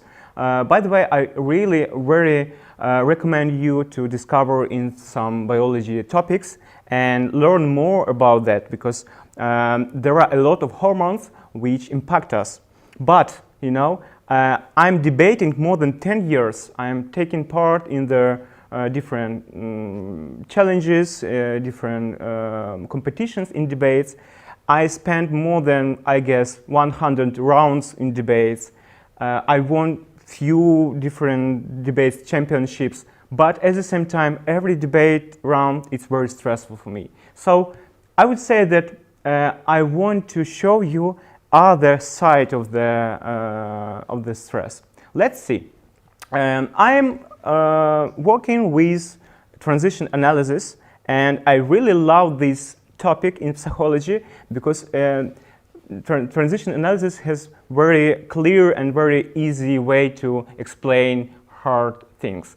And I would say that all these patterns of behavior we are getting from the childhood. So, and I would say that there are two very important things about our childhood and about our life scripts, life scenarios, which we are getting for our behavior. One of them is injections. What does it mean? That we have some messages from our parent or from our adults which are very important for us. It can be neighbors, it can be teachers or somebody else. And these messages creating some frames for us. I will share you some of them. It can be don't feel, don't cry, for example. You can feel yourself, you can feel your pain, or you can feel happiness because you have to be very strict or something like that. Or don't be close, keep some distance between us. It can be in very open form, these messages. For example, if your parents are sharing you, do not cry please, we are all there more, you have to be more passive, I would say. Yeah? Or maybe they sharing some messages but non-verbal in some gestures or something like that. So, and we are collecting all of these injunctions and we are keeping this for our life scenarios. And after that, we are understanding this world that we can show some natural behavior from our side. So, and second one is drivers. What does it mean, drivers? It's some things which gives us some advices, advising how we can survive, how we can be successful. And we are collecting all of them, and we are, as usual, using 5 of them. First of all, try hard. You have to work very well. You have to spend a lot of time for your work. You have to do very hard that. And if you do not spend some efforts for some activity, you do not success. You have to do that. Second one is hurry up. You have to be very fast. You have to be, I would say, very active, and you can spend time for the waste time, I would say. The third one is please others. You have to service others. You have to be very nice for others, and you are waiting for positive feedback from other people. 4, be strong. You can be loser. You have to be a person who can fight with anybody, or you can deal with any issue, and you can't ask for help for anybody because you must be strong. And the last one is be perfect. It means that you have to do ideal content. It means that you have to be very clear, you have to be very proficient in the topic which you are sharing. So there are 5 of these drivers, and as usual, every person combining all one of them, of these 5 drivers, or maybe you combine few of them. Please share us this combination for your drivers. What does it mean? If you're talking about me, for example, my main drivers is be strong, be perfect, and please others. It means that if somebody asks me for help, I can say no because I want to be very polite and very nice and kind for these people. And very often I'm like a yes man. if we have any request, I am the person who will get this challenge, and I will run with that without any discovery of risks about something like that. The second one is be strong. I have to be a very strong person. I can't to be somebody who fighting with these challenges, and it's really very hard to ask for help my colleagues or somebody else. So very often I feel alone with the problem or with challenge, and if I'm preparing some learning session, learning content, I'm very often feel alone that I don't have such possibilities to conduct it very well, but at the same time I can ask for help. And the last one is be perfect. So I want to be ideal trainer. I want to have great reputation. I want to conduct TEDx conferences. I want to be like a speaker on the TEDx of the IT arena. I don't know. So it's really very hard to deal with all of these three drivers, and combining three of them, collecting a lot of stress on my side. So, and I'm dealing with that. By the way, what do you feel? I can see a few questions. I will try to find that. Okay, you wrote about the situation which gives you some uncertainty. So I would say that it's really important to feel time, be on the time, be with the audience and with the people. But if you want to be perfect, you can't predict anything. So if you have a very strong this driver, be perfect, it's really important to feel some calm in case if you can't control anything. So it's very easy to say, just don't panic, everything is okay, but very often it doesn't work. So, Khrystyna, what do you think about that? What do you think when you are stressing and somebody asks you, do not panic, everything is okay? Oh, Mykhailo, I'm stressed even more. And you know, when you feel stressed and something told you, oh, don't worry, that will be fine. Yeah.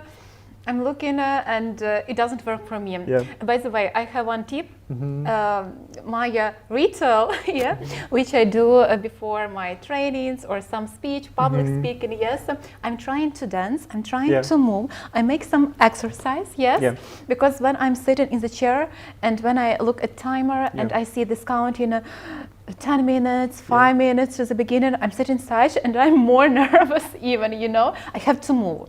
When I hear some nice music, which I love, when I'm dancing a little bit, so it's, you know, it makes me more with energetic, yes, and nice mood, I think is very important to have. I really love offline meetings and learning activities, and I'm trying to come in the room a bit earlier, sorry. I'm switch on music. As usual, it's very active music. Sometimes it can be AC/DC, for example. Oh. Yeah, and I'm upping volume. After that, I'm preparing some coffee or something like that. As usual, I'm getting some energetic drink. If this learning session is long, I have to be prepared for that. And I'm moving around this room. I'm preparing everything. I'm using facilitation wall, for example, and I'm looking for them. I'm trying to get in cards, preparing these cards. I'm using markers. Does it work or not? So cool, it works. So we create such a comfortable atmosphere. And it gives you, first of all, some activity, and you know that you have to move your cortisol, your cardio to decrease exercise. And second one, it gives you a chance to looking for other tips and on the atmosphere, not only about content and your fear, at the same time about some conditions or something like that, and it can be very, very useful. But in the core of this stress, I guess it can be something like that about drivers and injections. Because if you know what drives you, it gives you some possibility to control that. Because you can use driver as a very positive thing, which gives you some resource for successful. I mean that you can get these ideas if you want to be perfect. You are getting some learning for yourself. You are preparing some content, you are working on you are preparing some succession plan, and you are making some reviews for your activities, and it gives you a chance to be better. But at the same time, very often be perfect can be a very toxic thing. If you're very looking for the problem and you're not ideal every day, and you're looking for your mirror and you are not very happy for you, it can be detract you. So I would say I would even rename this driver, not be perfect, but continuously improve yourself. Yeah, actually. By the way, about naming, very often our parents of other adults sharing some messages, and this message can be totally different in wording, but at the same time meaning which we are getting is absolutely another. For example, somebody can tell you, don't worry, everything is okay, but if you do not feel some good connection with this person, maybe you feel that it looks like toxic thing. And you thinking that, oh, that's ironic, I guess, I'm not good at all if this person's sharing that, so it can be very stressful. So about wording, it can be very different, which other people gives you as a feedback, and what do you understand from this feedback. So it's very interesting. It's true. Yeah. And about myself, I'm working with that, and I discovered my personal life script. I know that I have these three drivers, and if I'm stressing, I'm asking myself, what's going on? What is the driver drives me actually? Why this is very important for me? Why very important to be not very boring for my audience? Maybe the best way for sharing this content is to be boring, because sometimes we have some boring things. Sometimes, why not? So it's really very important to understand what is your driver. So what we can do with that? I guess we can do one of two things or both. First of all, if you feel some impact of injunctions, you can give yourself a permission. For example, if you feel that the frame where you walk in is, you can be don't feel, for example. It means that when you are working with your audience, you can be very in order, you can share your really very natural feedback, and you have to control your emotions. Very often, if we feel very big impact of these injunctions, we have to prepare some atmosphere, some conditions where we can get a permission for ourselves. For example, if you feel some injunctions or frame, you have to create some space when you can get it. For example, don't be a child. It's very popular injunction. So in this case, please try to be a child in some conditions. For example, if you want to be ice cream in midnight, go ahead, just go to a supermarket and buy this ice cream, no problem for that. So try to find the way when you can get this permission from yourself, or maybe get this permission from somebody. For example, I'm very stressing for this conference. My colleagues saw that I walked around this office and it was very hard to me, and I shared them that I'm very stressing, and they shared me that I'm okay. It's very important. And second one, they gave me permission to be not perfect in English, and it gives me some power, because I feel better after that.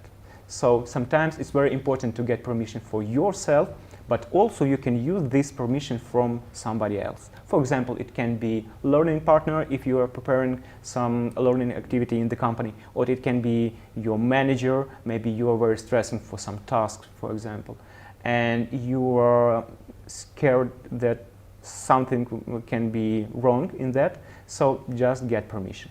And it depends which one injunction is for you the most important. So just use this framework. You can ask that for psychotherapist. I'm not a psychotherapist, sorry, I can help you. But at the same time, you can find in our catalog somebody who can help you with that. So it's first point which you can give you some power for understanding your live script. Second one is if you know about your live script, you are able to change it. So script, it's not something which gives you for the whole your life. It's really very natural behavior for you, but at the same time, if you understand that, you can change anything, because you can change your driver, or you can convert your driver into the more positive or more fruitful way. And second one, you can deal with your injunctions. We have a question. I like to talk to myself in the mirror and to be ready and to feel less stressed. So cool. There is a technique when you are looking for a mirror and you're saying that I'm perfect, I'm okay, I'm cool. Somebody sharing that it works. I don't know actually. I do not use this technique because maybe it looks like very strange, maybe. I don't know. But my way is understanding what's going on. What is my body? What is my fear? What is my expectation to the audience? Yeah, in short, something like that. So I prepared some advices how to deal with fear, very short. One of them, be prepared.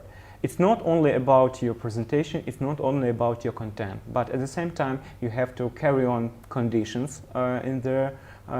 Some activity, for example, if you are sharing something offline, please look into air condition, to water, coffee, other tips and tricks for better conducting. If you know that everything is okay with your environment and with conditions in the room, it would be better for you and it would give you more power.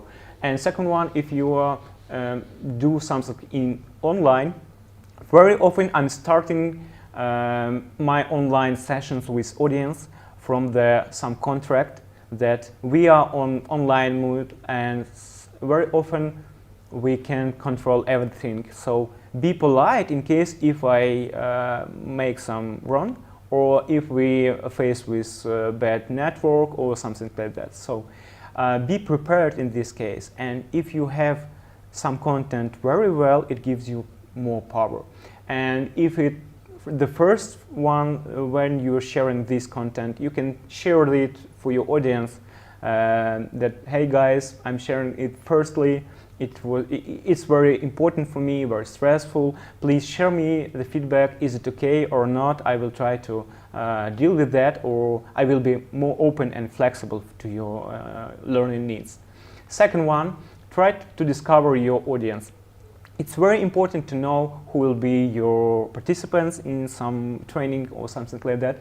I'm trying to get not only names and positions in the company, at the same time I'm trying to find some connection with these people. For example, if I know that someone who is participant of my training and I know this person very well, I'm trying to make some very short conversation with this person, and it gives me more power. And in case if I'm feeling extra stress, I can looking for this person, and it gives me more calm, I would say. Yeah, it helps. By the way, if you don't have anybody who you're personally very known person, sorry, you can find learning partner or somebody who support you, and this person will support you during this activity. Third one, use service for CS team. So we have very cool products from our teams in SSU. So I have an experience when I was very stressful.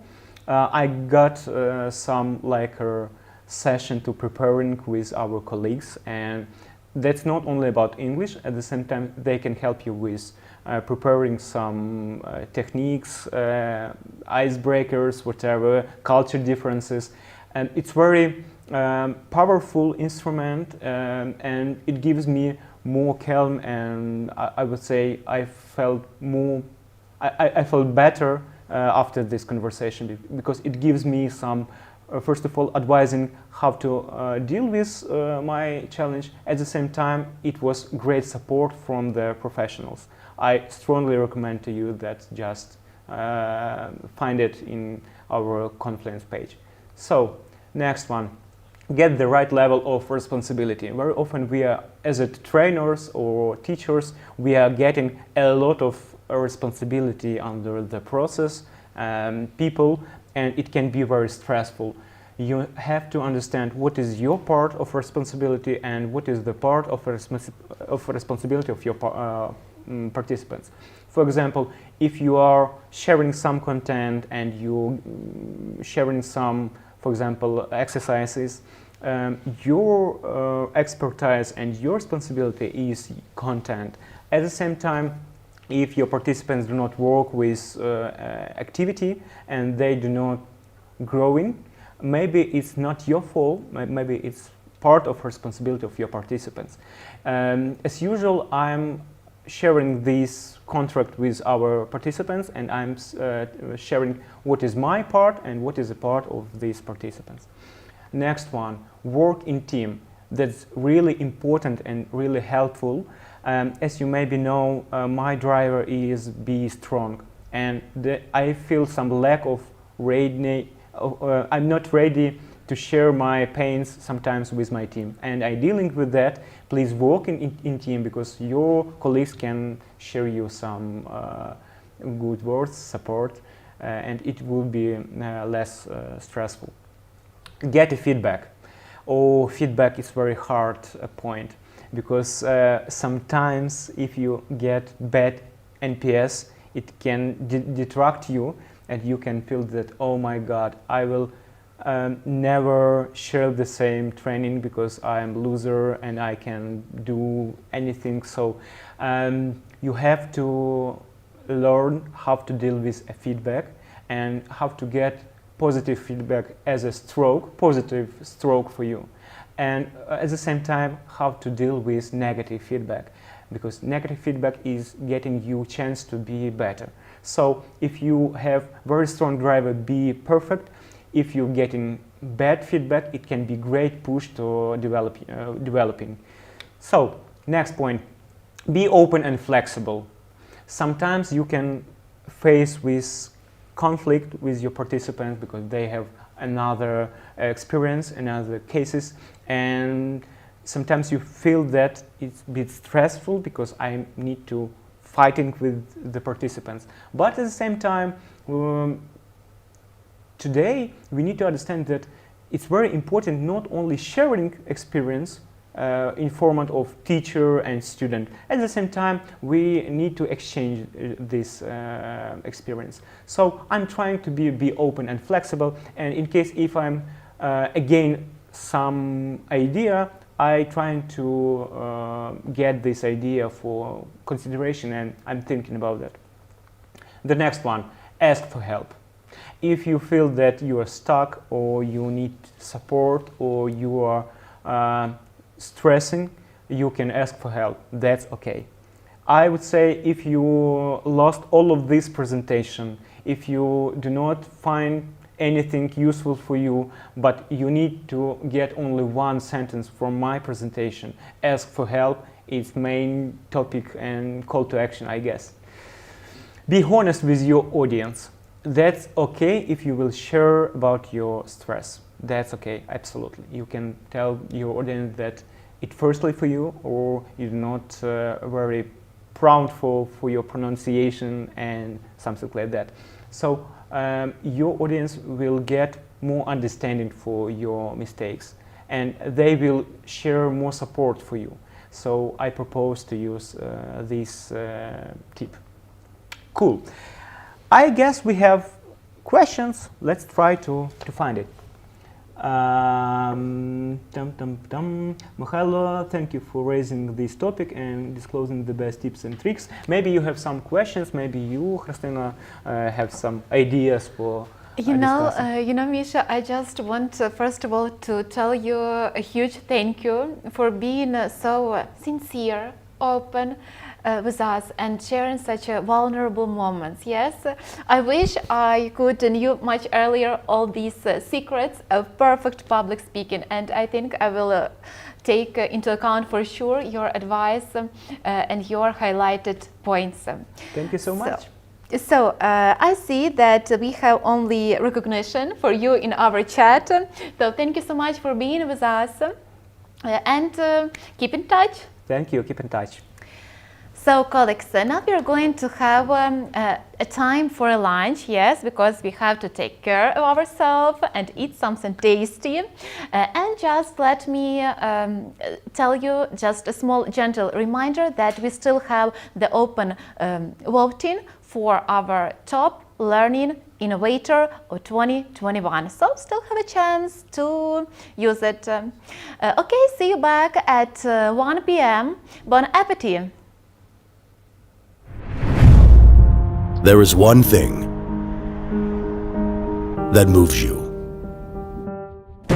makes you stand out, leaves you in the past, or gets you to the future. Knowledge. No matter how and whom with, where or when, gain it.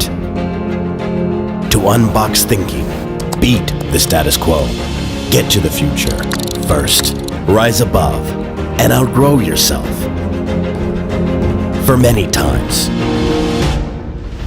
To lead, not follow. To innovate, create, and leave the legacy. To run far and run free. Power your greatest ambition. Learn big. SoftServe University.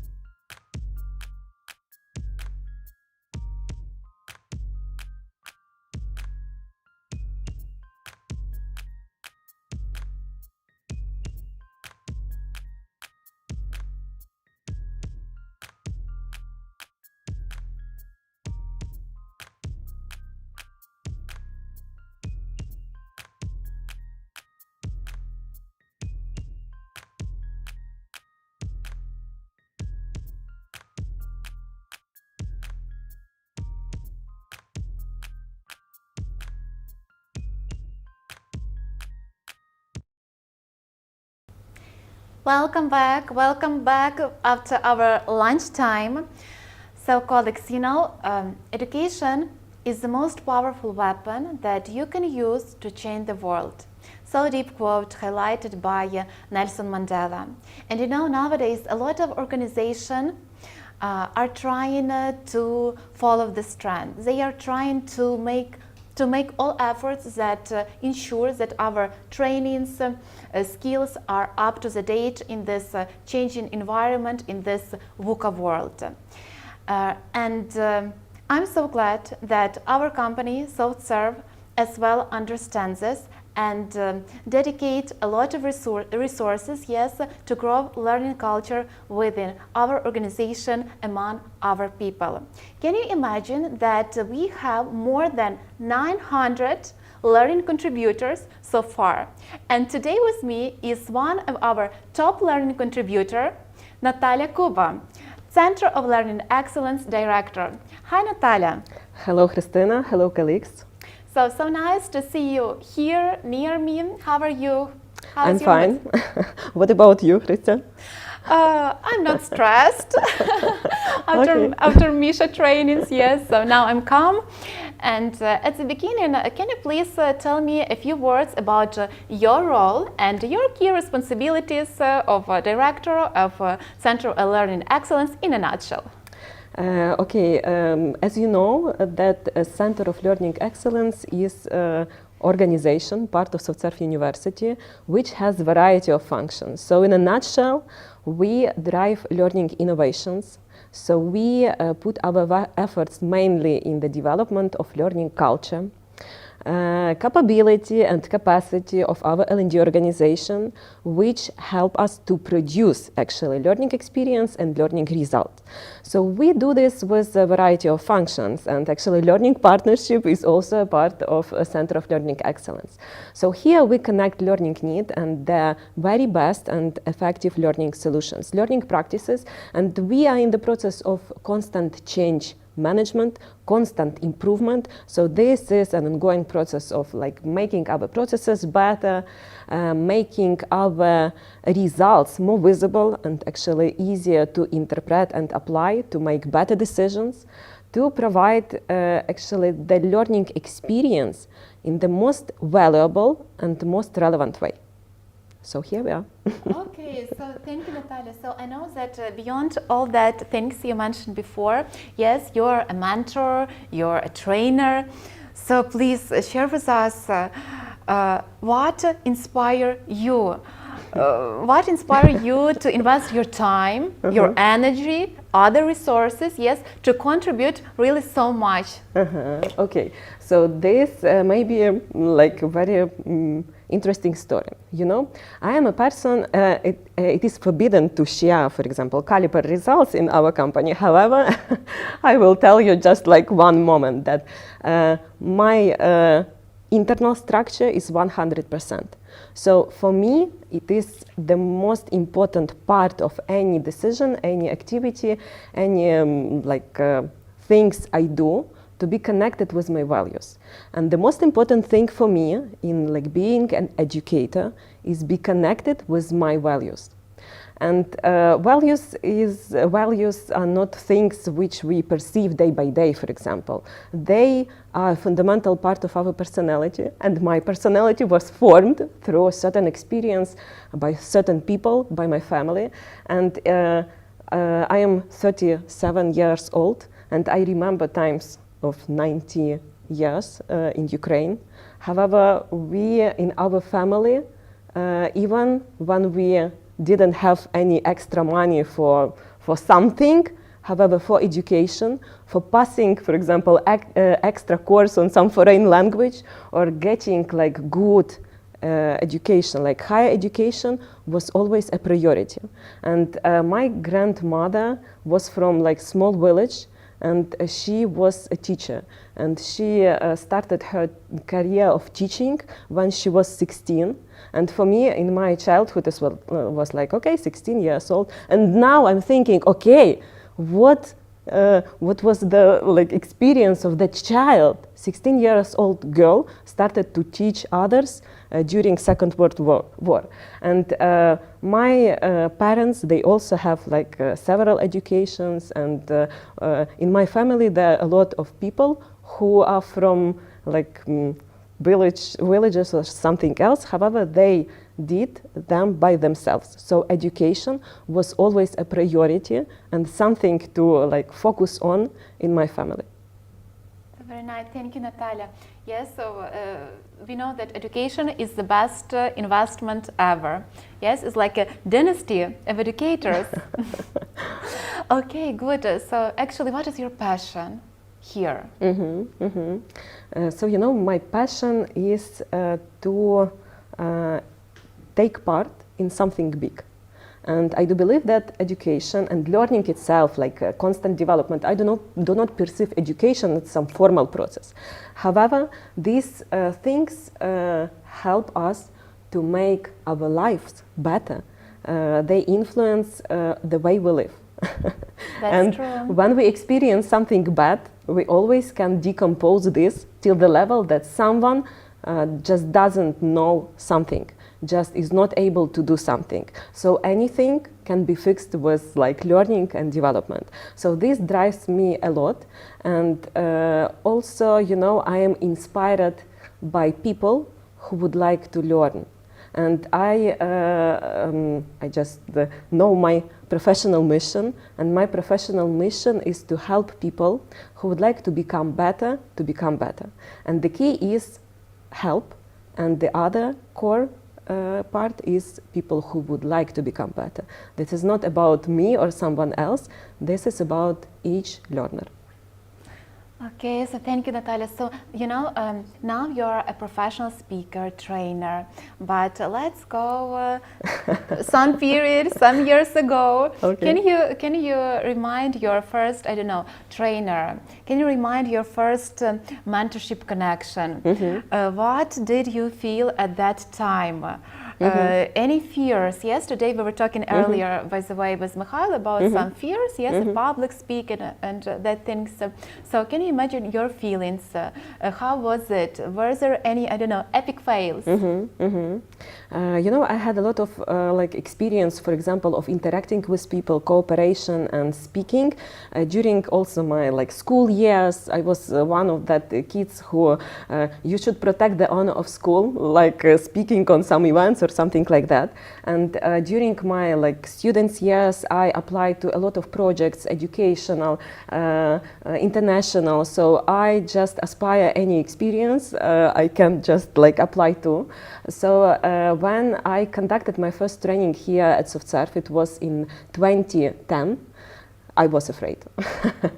So my biggest fear was to lost the line, to lost connection with my audience. So can you imagine, I just brought with me the package of papers with all my outlines and everything else. So I didn't use this. However, I put them near me, and it was my just some base for me to be connected with. So now I know that you shouldn't overestimate your audience. So people don't know a lot of things, However, you should not underestimate your audience.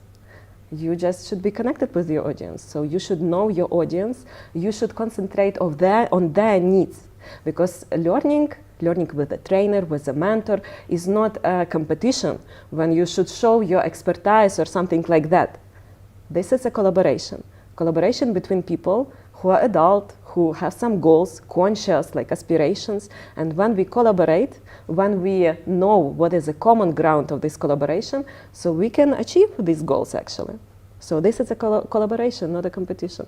All together, yes, and you should actually create this environment, safe environment Absolutely. for other people, that they didn't feel like they don't know anything. Yeah. But and this should be a penalty-free environment. So here we feel safe, as you said, and we can experiment. So we can try something and we can share our thoughts. So this is one of the main thing to remember. Yes, great. So, Nataliya, what about your personal heroes? Maybe you have some mentor so far, yes, or whom you take motivation of? So I think a lot of things. And I have thoughts about this as well. So in my life, I'm inspired by people who influence others in a gentle and empathetic way. They are not educators, so they are famous maybe in some other ways. However, they put some efforts in this positive influence. And maybe I do not have these like heroes in education, training, something like that, because this is not like main criteria. Main criteria here in education and learning and development is always be open to new experience. So you should be a constant learner to be able to interact with others. So you cannot stop and become some hero or something like that. So you should be humble and open, and everybody should be your teacher, and any experience is valuable. So I'm inspired by people like, for example, Nelson Mandela, you have mentioned him today, Barack Obama, Justin Trudeau, or Jacinda Ardern, or someone else. So people who drive like big initiatives, who show some examples of leadership. By the way, I'm absolutely sure that interacting with others in a learning way, like creating this safe environment, is about leadership. Because isn't this a task of leader, to create environment for people to maximize their potential? This is the same in learning and development and leadership itself. So modern leader is not a person who just share some tasks or some like show the way to go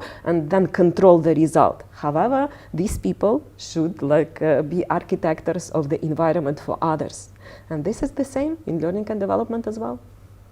Very nice example.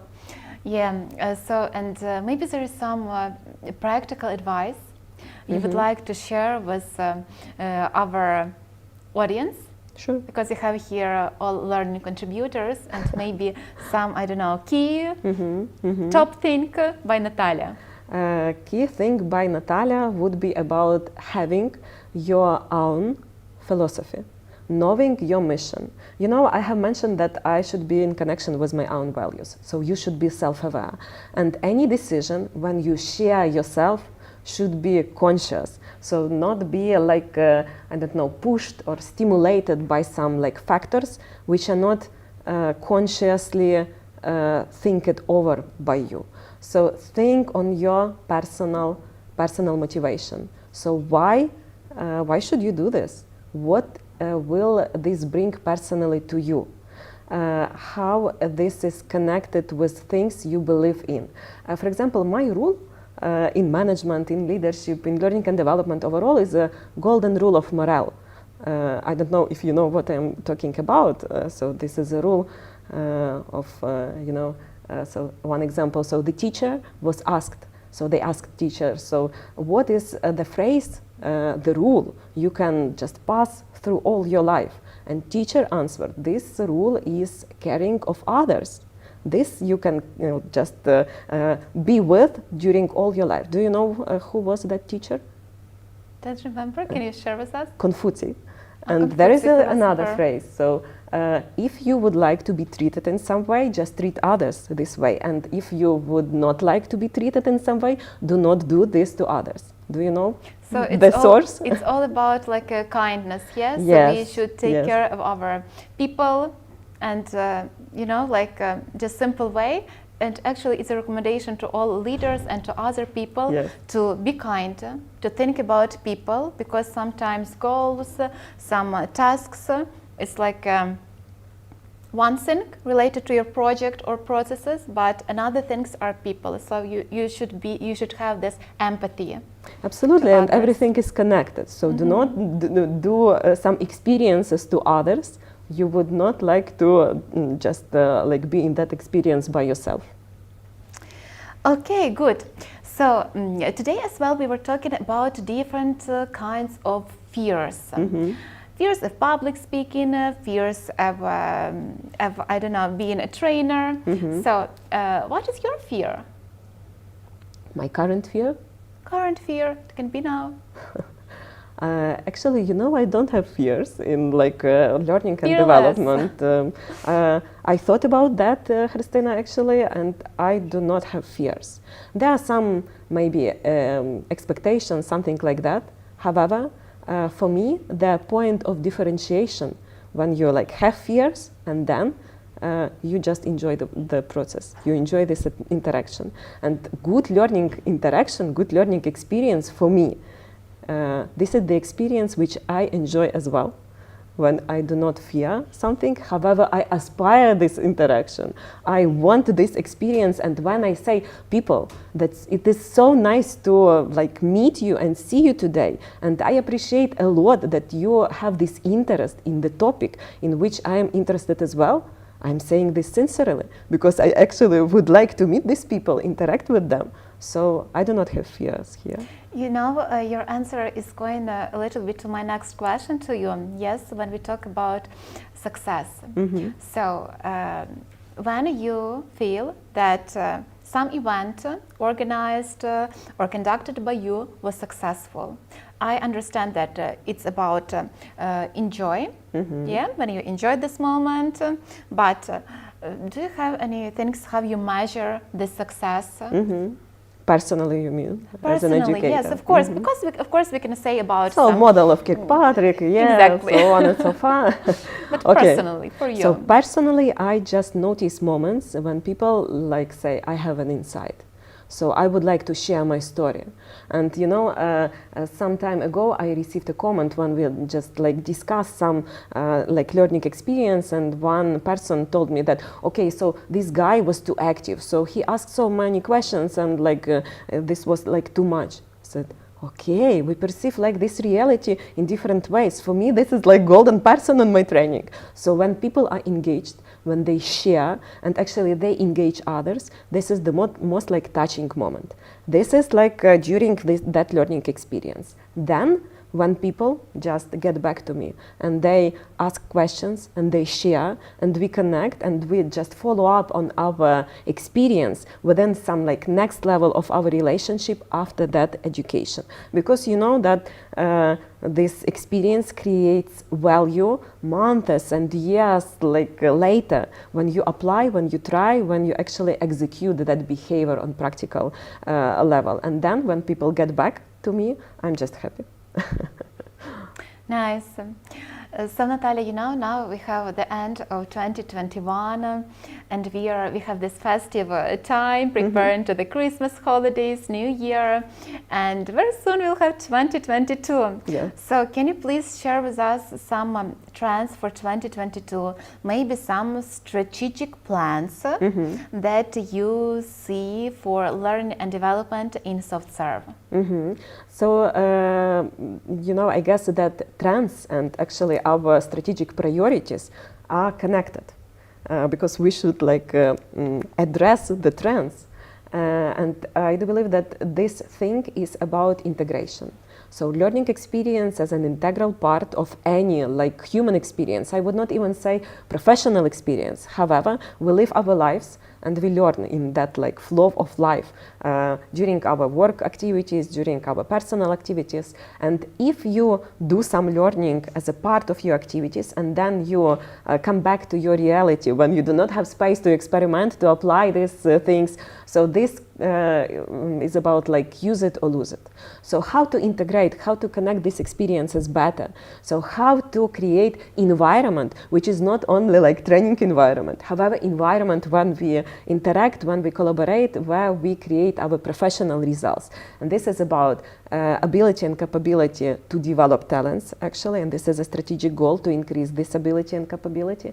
And this is about development of our learning culture. So not just feeling that we have like a good learning culture, however, know how to like decompose this learning culture and what parts to address to make it, I don't know, better, like conscious and manageable. So we should develop this.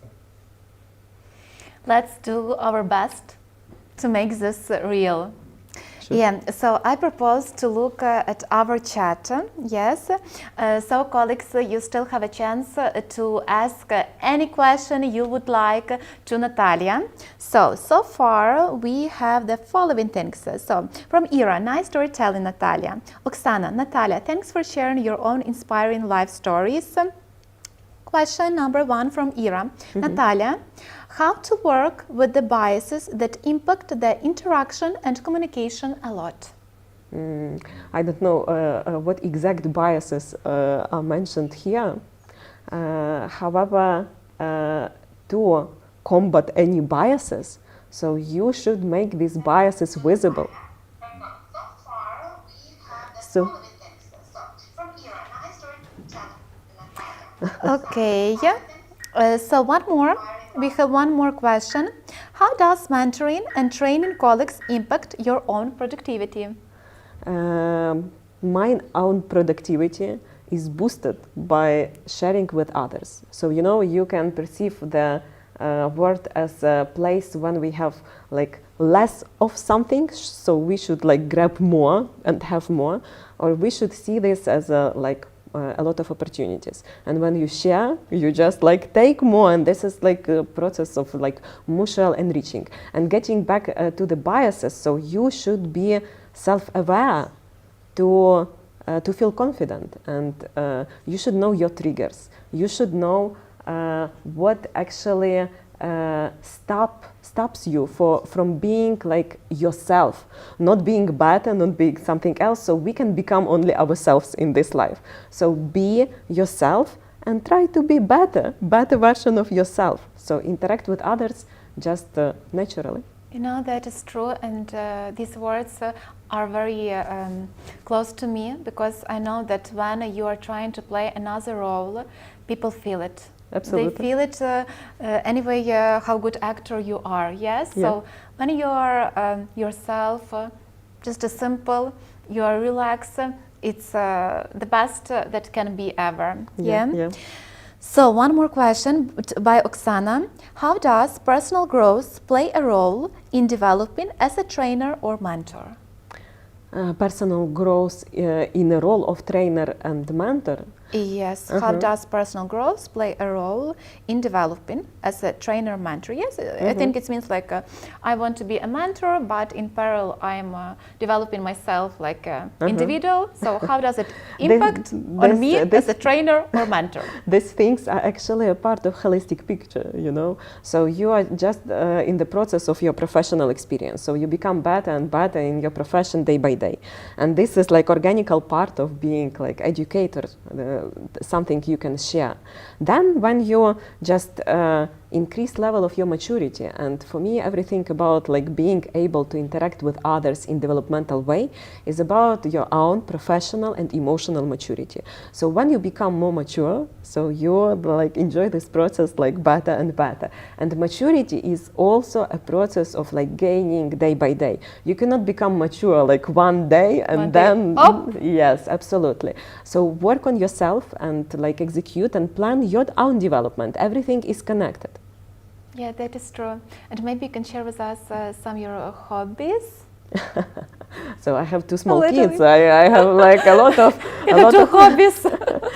Yeah, you know, maybe this is like a very classical phrase about like getting a job you love and like you will not work any you day. live with it. Absolutely. That's so, fantastic. Absolutely. So I live with my values actually. Yes, you know, it's so important to be at the right place, that is your place. And talking with you and knowing you earlier, yes, I feel that this role is for 100% matching with your character and your points of view. So thank you, Khrystyna. And we have a comment from Uliana. So amazing answer, very inspiring. Thank you.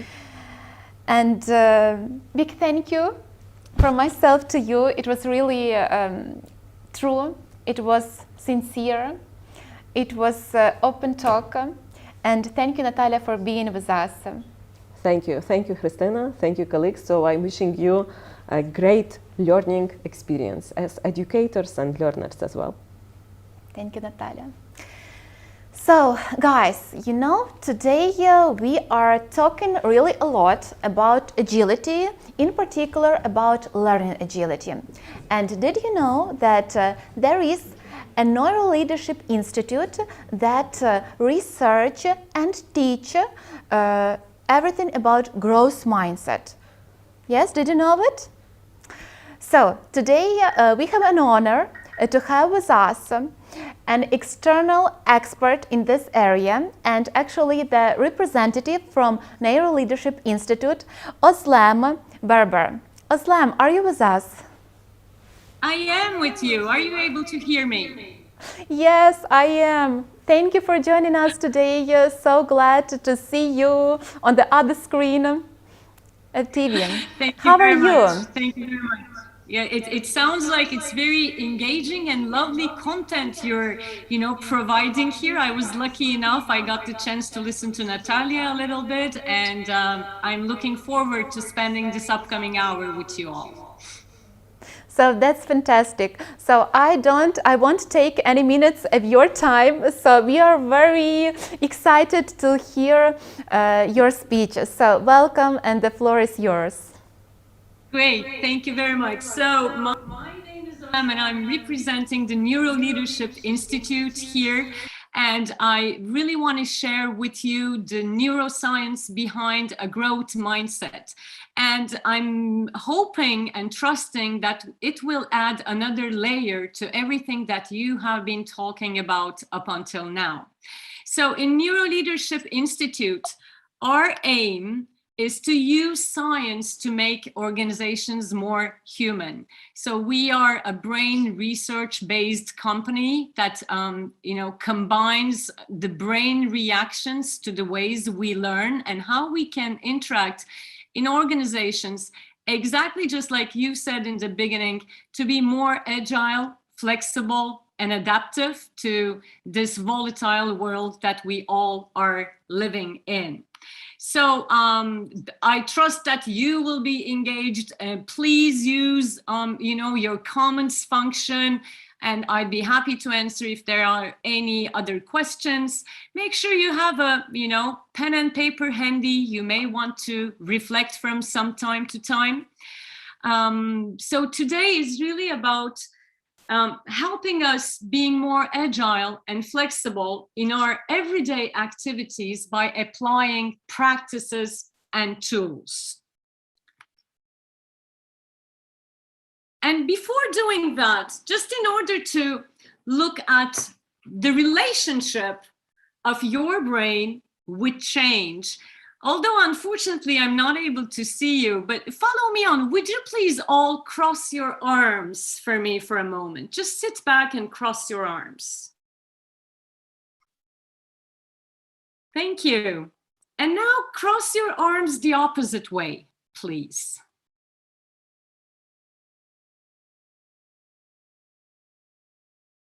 Good. I so wish I could see you right now. So the way you reacted to that change when I asked you to cross your arms the opposite way is exactly what is happening in any kind of change that your brain is experiencing. And basically the research shows that our brains actually have evolved to really like certainty, to do things the way we do them, which stems from our basic desire to survive. We have evolved to predict and control our circumstances. And when we experience change, it can be interpreted by our brains as a threat or a challenge. And researchers have been looking at what happens in the brain and body when we experience change. So if your brain experiences change as a threat, it feels bad and stressful. Things happen to us mentally, physically, and emotionally. Your heart rate goes up, your blood vessels constrict, and our bodies are ready to fight, flight, or freeze. Okay, so cortisol is released into our body, which can actually contribute to a long-term illness. And change seen as threat triggers bad stress, also known as distress. Okay? On the other hand, when our brain sees change as a challenge instead of a threat, it totally shifts our reaction. So there's another stress that is being released. We call it eustress, which is a good stress, actually.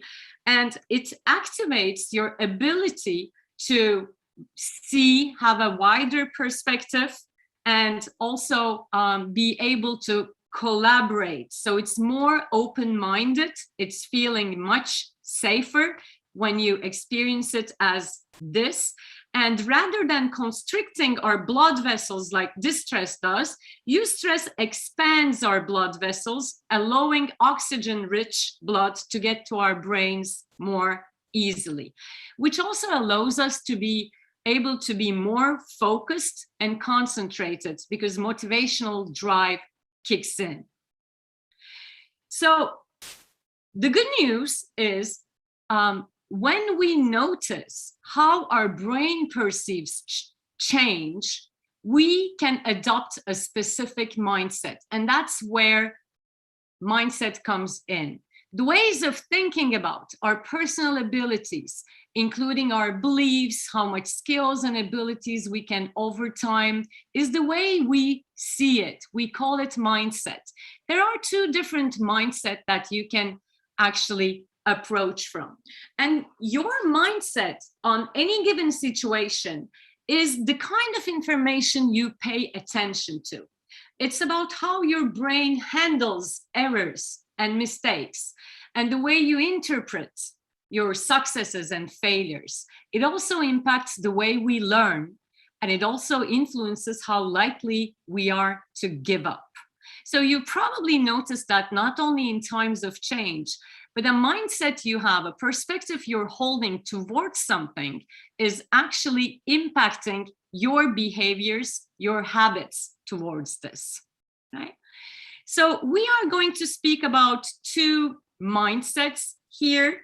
And this mindset, growth mindset and fixed mindset is, popularized by Carol Dweck, a psychologist, a professor at the Stanford University. She has identified two primary mindsets. So the fixed mindset in a nutshell, at the heart of it, when you are operating from a fixed mindset, you want to prove, you want to demonstrate skills. You want to be able to perform better than others. But when you're approaching situations change from a growth mindset, you're more focused on improving instead of proving. You are more likely to develop skills. You're not focusing on demonstrating them, but you're focusing on developing skills. And you want to perform better than before. So you're not comparing your performance to others, but you're comparing your performance to where you were before and where you are right now. So basically, a fixed mindset is the belief that we are born smart, we can't change much, effort will not help.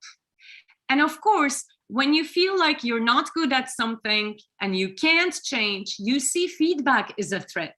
It's dangerous. Stretching goals are pointless because you can't perform any better.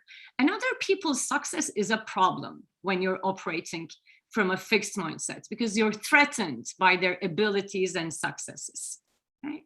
But the behaviors, so the impact of it is that you get anxious, defensive, you are more likely to focus on the problem instead of the solutions and the possibilities you may have.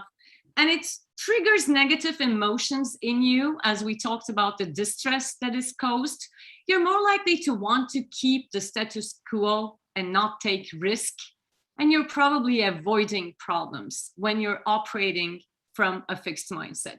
I intentionally say when you are operating from a fixed mindset, because it's actually a spectrum, and we're going to talk a little deeper around that. Okay?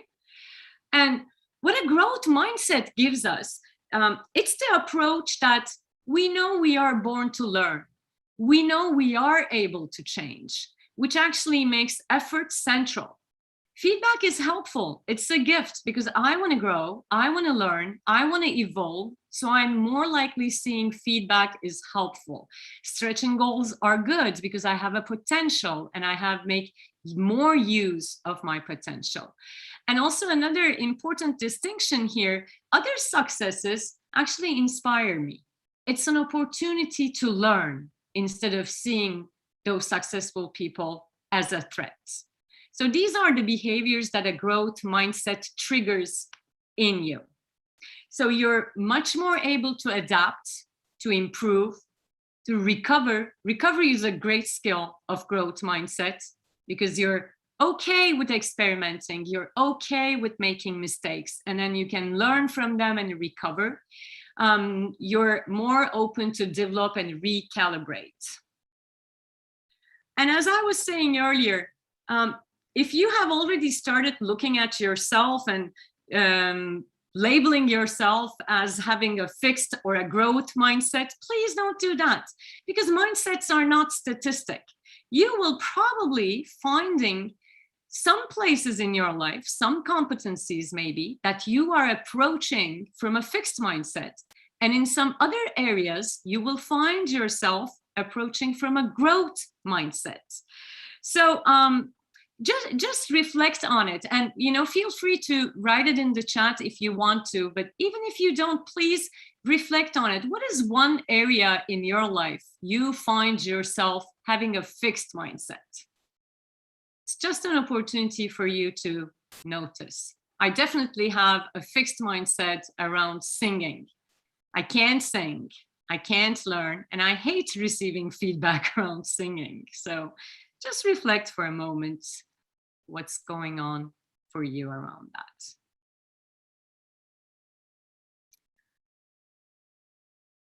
The intention of asking you to do this, everything starts just by bringing the unconscious to the conscious level. Everything starts by noticing from which mindset are you approaching any given situation. Organizations with growth mindsets, based on the research, are reporting 47% higher trust that is felt in the environment, and 34% of engagement. Employees are 34% more likely to feel a sense of ownership and commitment to the future of the company. Organizations with growth mindset cultures see huge benefits. And here is why, it might matter for you. What you can gain from a growth mindset is creativity and innovation. I was witnessing your talk, questions and comments around, coaching skills, mentoring your people. You can only do it by adopting a growth mindset, trusting and creating that psychologically safe environment where creativity and innovation can happen.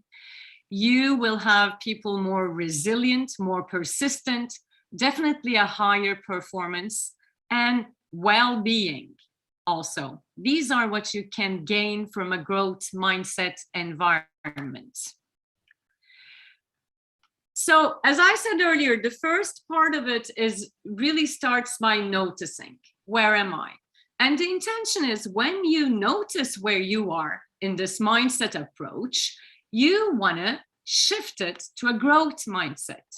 So if you notice something, someone, or maybe yourself saying, I'm not good at this, I don't think I can, this isn't for me, I'm going to give you a magical word that will very quickly help you to shift your mindset to a growth mindset. The power of yet. You can try it even now internally because you have reflected on one area that you find yourself having a fixed mindset in. So please add the word yet at the end of it. I'm not good at this versus I'm not good at this yet. And notice the impact of just adding that word yet at the end of your sentence. So yet is really a powerful word that helps you reframe the way you look at something. So it's really important to create a common language around this. Your ability to notice when people are operating from a growth mindset and supporting them to shift, fixed mindset, and supporting them to shift to a growth mindset by using the power of yet. Just a quick activity. Do it out loud.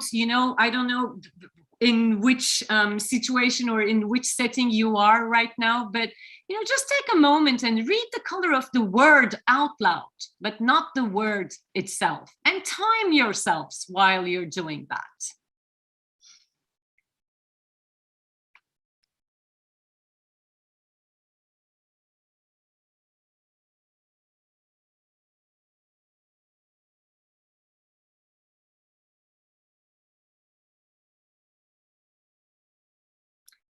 Thank you. I think that was a good enough amount of time.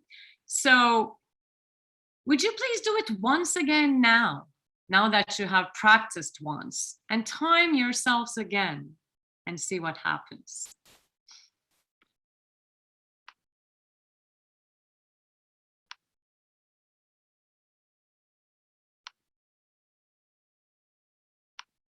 Great.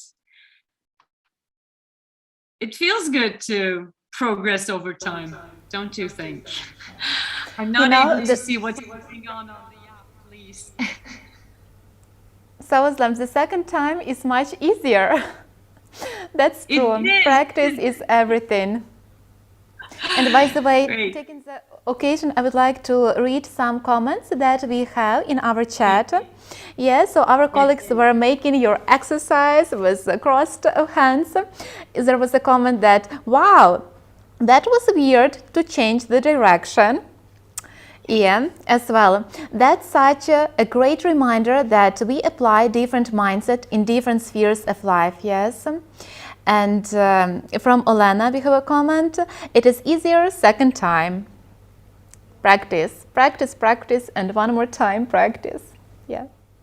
Great. Well, thank you very much for sharing those reflections. It feels much better to hear what's going on. And thanks for all the comments that you have made. Exactly. It is weird, even just a simple thing, but notice how our brains are wired to do things in the same way. And that's also true for your work. And when you need to adopt a new way of doing things, it creates that impact it had. And especially, thank you very much for all the comments about finding it more easier the second time. That's exactly what I was referring to. Instead of comparing yourself to others, how do you compare yourself to how you were a minute ago when you were trying to read these colors? And from there, I want to talk about a couple of habits you can actually intentionally adapt. There are 3 habits you can adapt to work with a growth mindset. The first one is valuing progress. Really valuing progress that you have done, not only the result, not only the end goal, not only the achievement, but put also emphasis and value progress. We're going to dive deeper into each of these. The second habit to embrace a growth mindset is to experiment, to try new things, try crossing your arms in a total different way, maybe. Okay? And the third habit of a growth mindset is learning from others. Okay? Let's look at valuing progress. What I also did, you will sometimes see me maybe looking a little down because I got my chat right now, so I may be able to see your comments and maybe include them as well in here. And valuing progress is our first habit. Right? Valuing progress consists in having growth goals. Look at how you frame your goals. And it's really starting valuing your progress over time. So your focus is on framing goals in terms of growth. Let me try to give you an example. So you're probably setting a goal about, you know, this is the target of sales we want to hit next month. Okay. Then you can set a growth goal by saying, this is the weekly increase we're looking to have in our sales today. So it's not only about the end result, but you're actually creating, you know, on the way, smaller goals so that you can also value your progress over time. And it's also about comparing performance over time, not at one snapshot of time. So to shift to valuing progress has a very significant impact on engagement at work. You know, a Neuroleadership Institute study with one organization saw an 88% of increase in employee engagement when they removed ratings and comparison to others and created a mantra of progress over perfection. So start noticing if you're more focused on the progress or perfection. Okay? And please don't get me wrong, I'm not saying that results are not important. Results, of course, are important. That's why we are here for. But to embrace a growth mindset and to keep your people engaged, enthusiastic, and encouraged to continue progressing, make sure you do value progress. Okay? Because normally we have, you know, the way we evaluate performance most of the time is coming from a goal judgment system. We're focused on being good. No, we promote comparison and competition. That's a fixed mindset approach. But what works best for our brain is a rate of progress system that we can adapt. Being focused on improvement over time. Progress is valued over perfection. It does create and sustains a desire to learn, as I was saying earlier, and a growth mindset approach. So maybe even looking at the way you evaluate performance, the systems you have already for that, it's a good time to, you know, take a moment and look at them. How can we add in more of a rate of progress system in the way we evaluate performance? So in terms of changing mindsets, please, as we talked about it, use the word yet, you know, and I gave you a couple of examples here. I'm not good at creating sales proposals yet. I'm not sure how to give constructive feedback yet. So if I just stop before the yet, it communicates a finite outcome. You know, it shuts the brain. Whereas in addition of yet, we continue to proceed, explore, and we continue to learn here. And the place where I want to take you right now, we already talked about, you know, framing goals toward growth in terms of improving, progressing, developing, becoming, grow. Think of these words and how much you can include those into your language when you're speaking, when you're empowering your teammates, your colleagues, your peers. You know, if you point their attention to improving, to progressing, to developing, to becoming, to growing, instead of to performing, you know, instead of getting the achievement results, you're actually pointing their attention to a growth mindset. The other thing you may also implement in your work is what we call the rule of three. We already talked about it, but it's really about comparing your performance over time. So it's really about, okay, 6 months ago, I didn't know how to put a pitch together.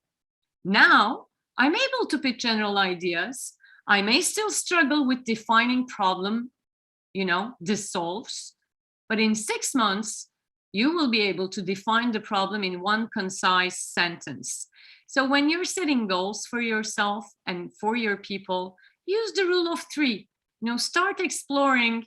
Looking back at 6 months ago will support you in valuing the progress that has been made over time.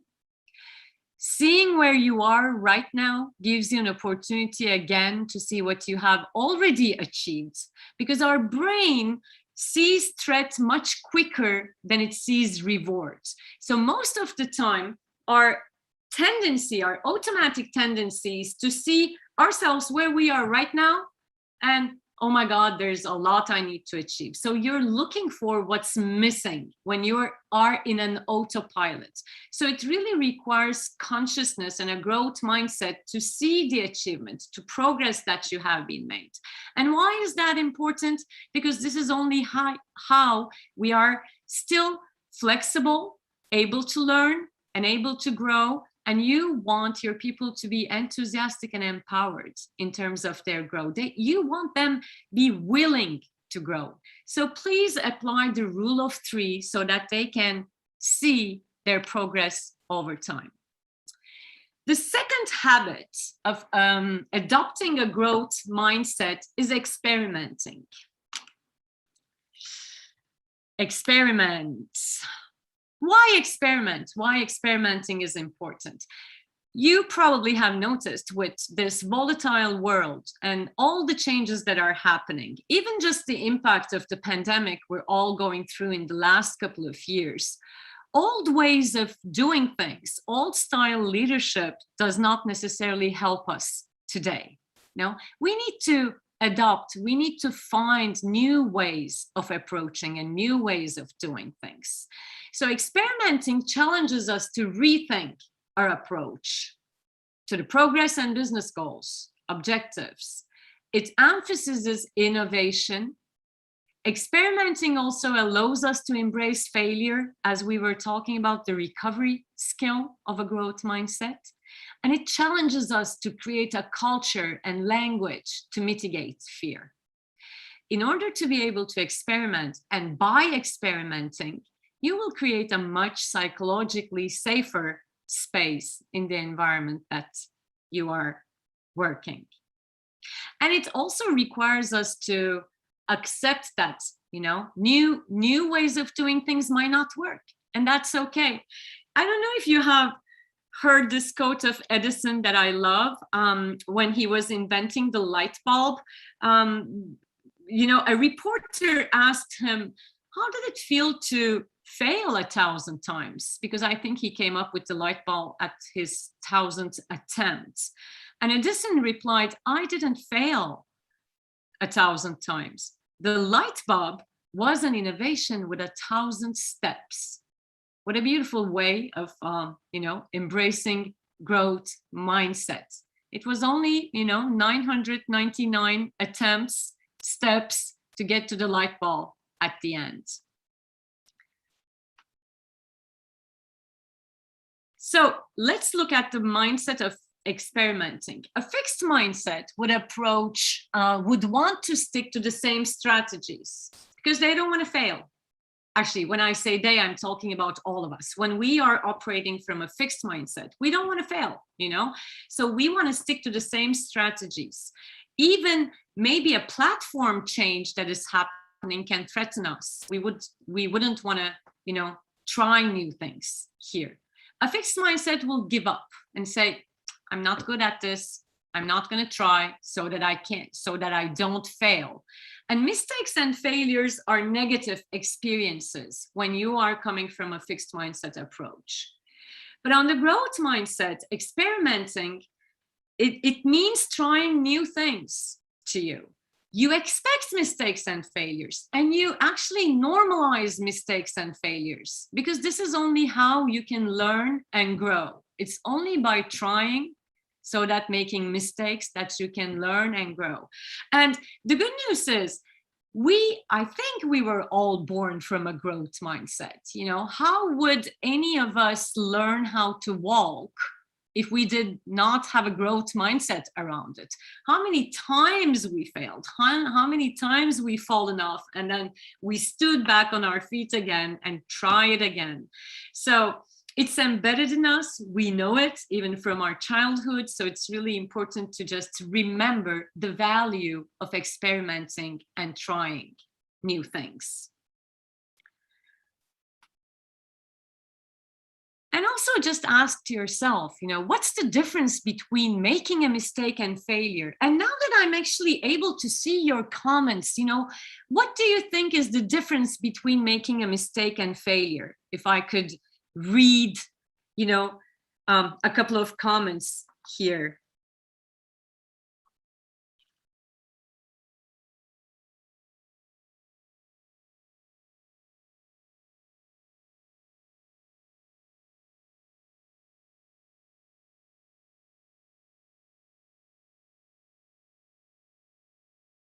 Yes, I learned 999 ways that don't work. Thanks, Aneka. Exactly. I don't know if it's my technology, but I'm not seeing anything on comments. Just ask to yourself, even if you're not writing it, what's the difference between making a mistake and a failure? It's really important to notice that making a mistake or even failing at one specific thing does not make you a failure. We see mistakes and failures as different things. A mistake is when you do something wrong, even when you know the right way of doing it. Okay? That's a mistake. And we see a failure is when you're trying something new, but you don't know whether or not it will be successful. So for example, if you see a typo, send an email to the wrong individual or send something at the wrong time, you frame it as a mistake. If you approach the addition of a new activity in your meetings with a fixed mindset and it doesn't go well, one might consider that a failure. Not succeeding, not performing is seen as failing. But some businesses embrace failure while others do not. Let's look at an example of a one that does actually. And I really admire their playfulness around that. Failure is like there's no chance. Mistake is I will try once more. Great. Thank you very much for that comment over here. That's a very good reframing as well. So I don't know if you have ever heard of Ben & Jerry's. It's an ice cream company, and they actually have a graveyard in their company. And you can also find it online. They have done an online version of it. This is a graveyard for all the flavors that they have tried, but it didn't work. So to honor their experimentation, their mistakes, and learn from them, they're actually honoring them by creating, creating a graveyard for those. So if a business is afraid to make mistakes, or if employees are uncertain how those mistakes or failures will be received, again, it brings us back to the psychological safety that we keep speaking about. They will avoid risk and they will avoid innovating. And I was witnessing you all talking about agility, flexibility, trying new things. Without psychological safety, innovation potential will likely be very low and business will remain stagnant. No. So be Ben & Jerry, in terms of celebrating failures and mistakes. Mistake is just a wrong action step. It can be corrected in the future. Yeah, great. Either you call it a mistake or failure.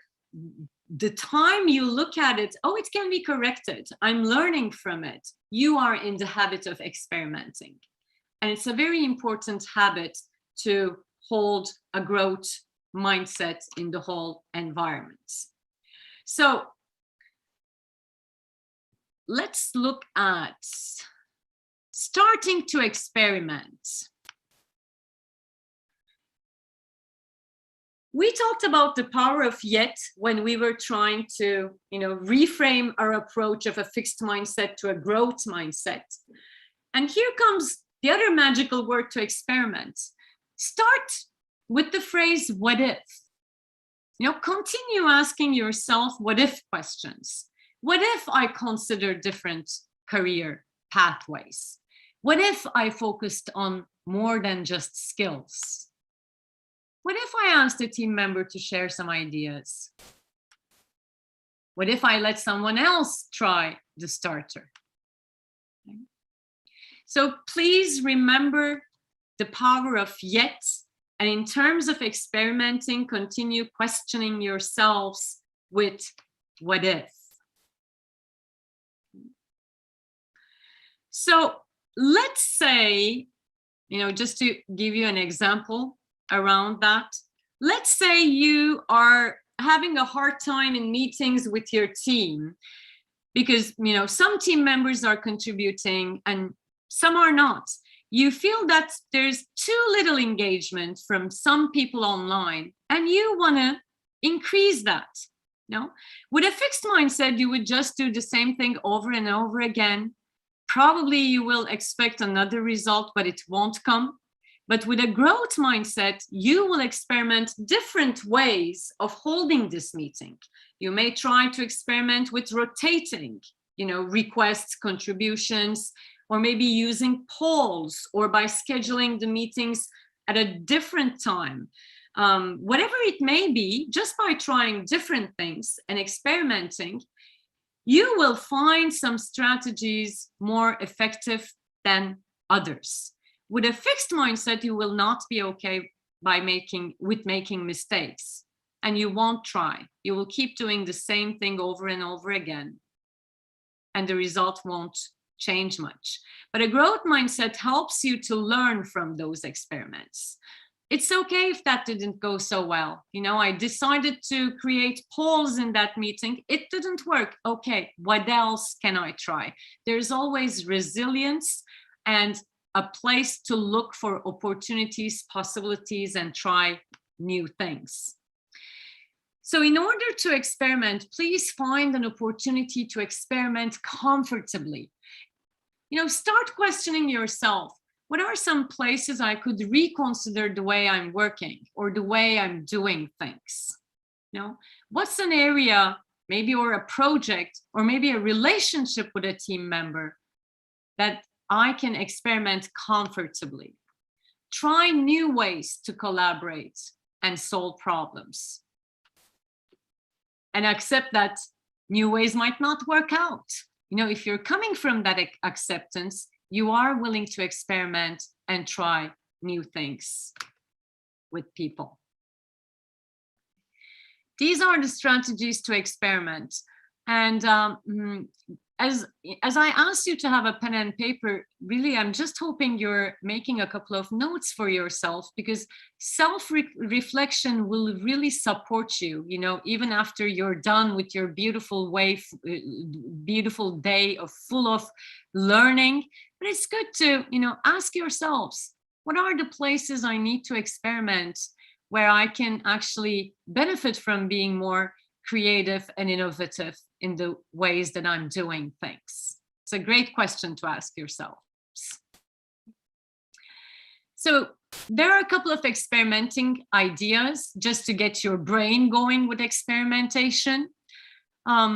You can attend workshops, which you are already doing today with lots of learning.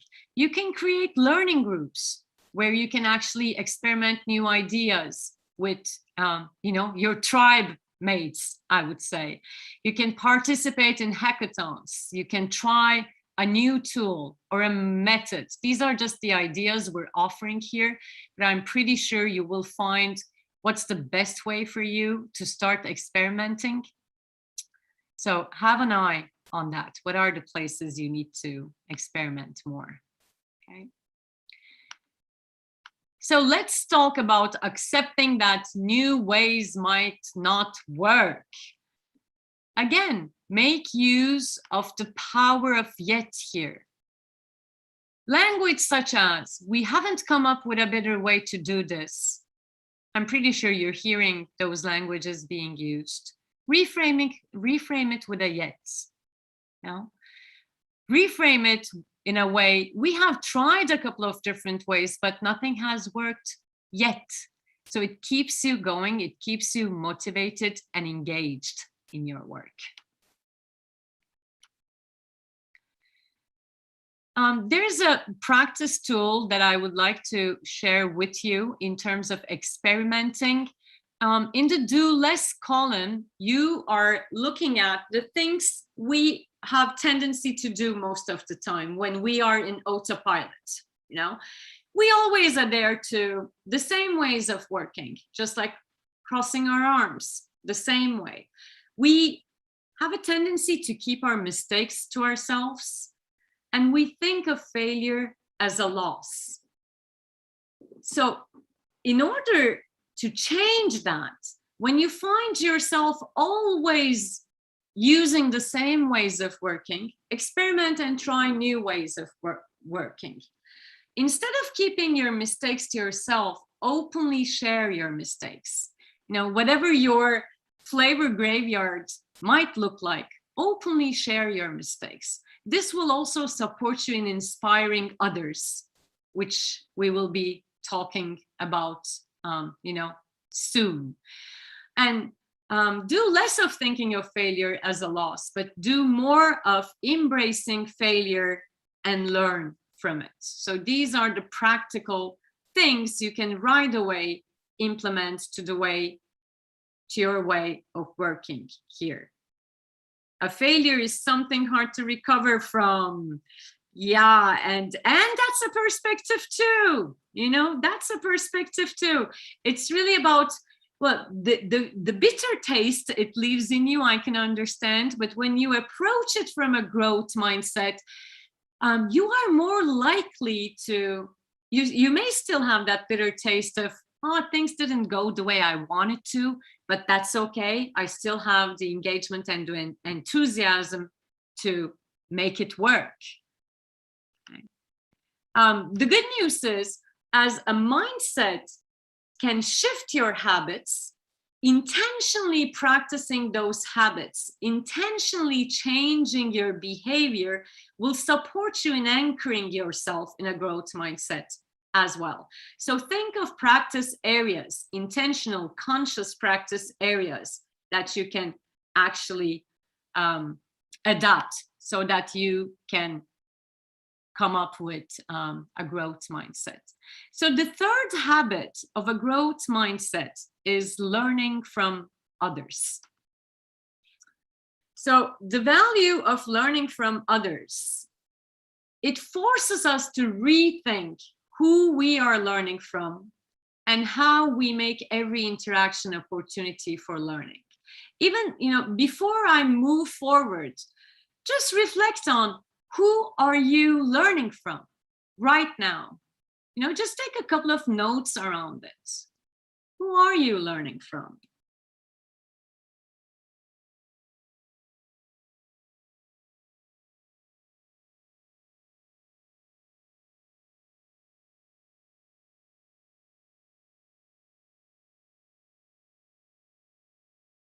It's good to remember those who inspire us, those who we learn from, okay?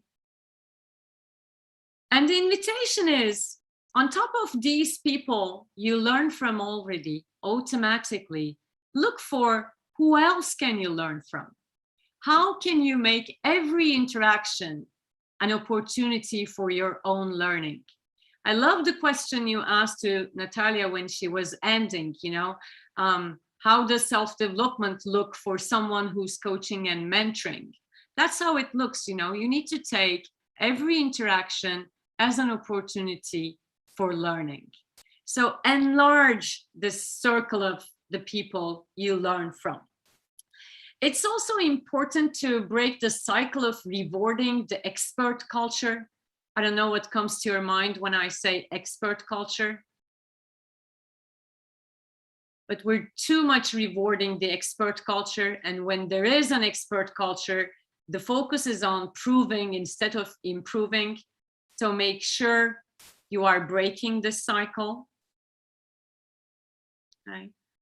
Emphasis on listening and asking. I saw your lovely comments on the chat in the morning when you were talking about those coaching skills, how you wanted to carefully, curiously, intentionally listen and ask more than telling.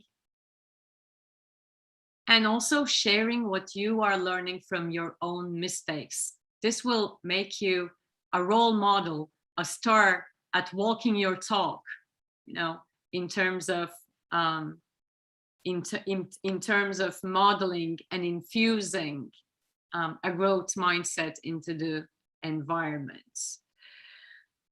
Learning from your teammates, from mature colleagues, great. I learn a lot from my daughter. I don't know if you have that too, but she might be my best teacher. Kids are incredible in that. Great. So really enlarge your network in terms of who you learn from. When you look at the approaches of the mindset to learning from others, a fixed mindset will see their success as a threat. And your brain will automatically go, I'm not interested. But a growth mindset will see their success as an inspiration. And you will go, hey, show me, teach me, help me learn, support me in learning.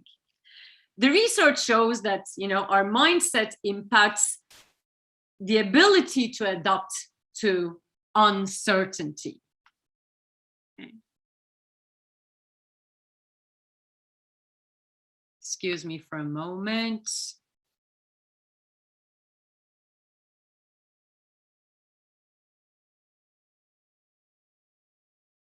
I'm trying to see if I still have control over my thought. Yeah, true. So looking at the expert culture, what comes to mind when you hear the words expert culture? Please feel free to write in the comments section. What does expert culture, just hearing these two words, trigger in your mind?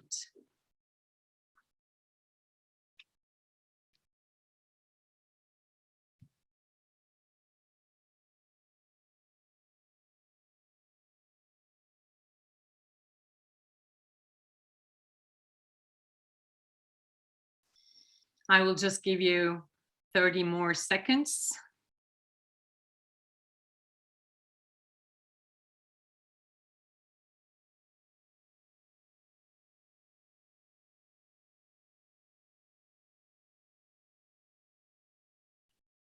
I'm looking at the comments section to see what comes here.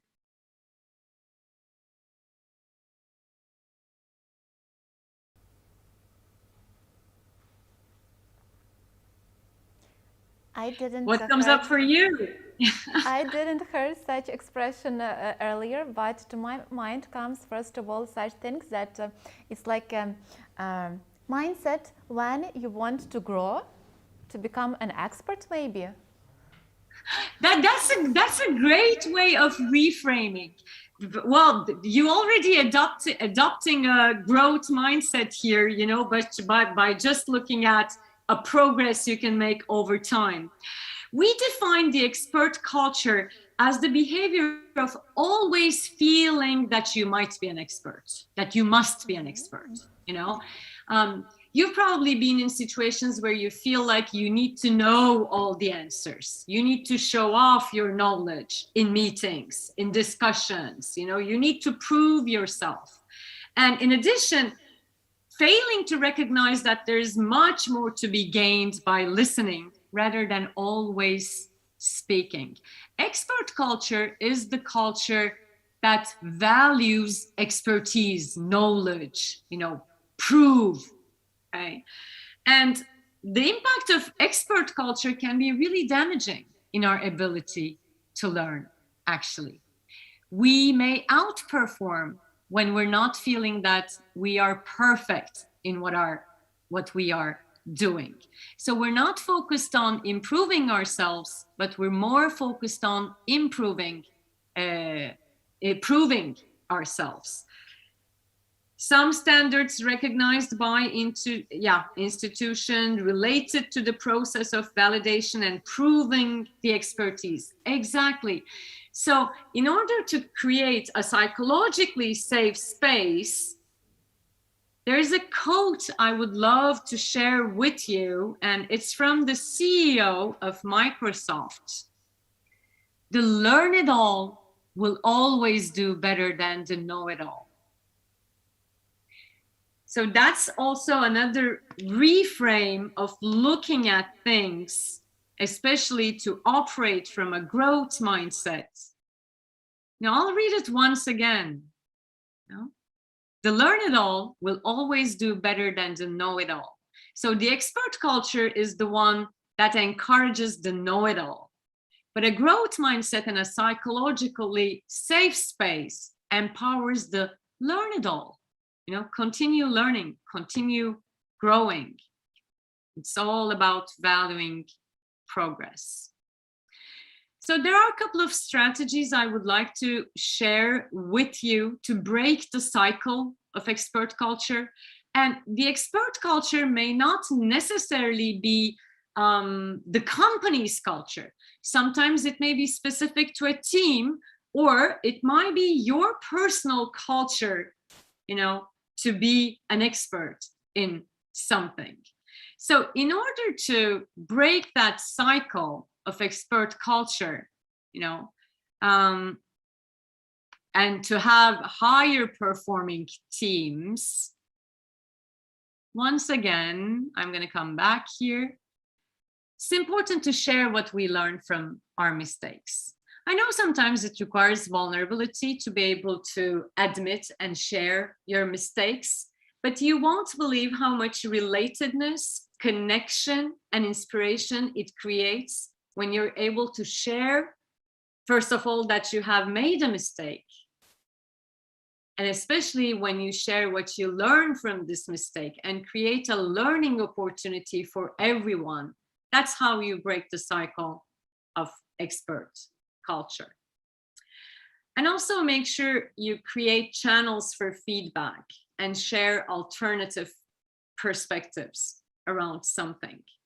Now, feedback, most of the time when we're talking about creating channels for feedback, we're mostly thinking about how we give feedback. But in a growth mindset, you're willing to ask for feedback.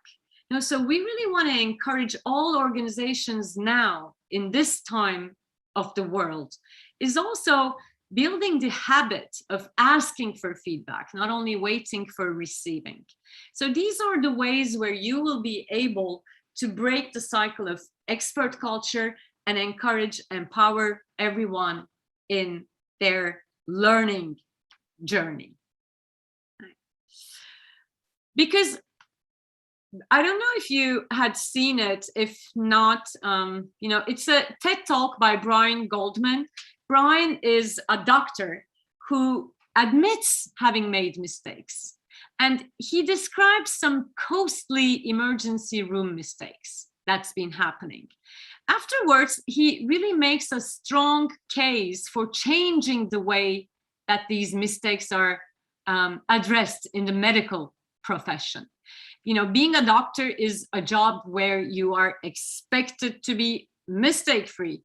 But as we all know, we're all human beings and everyone makes mistakes.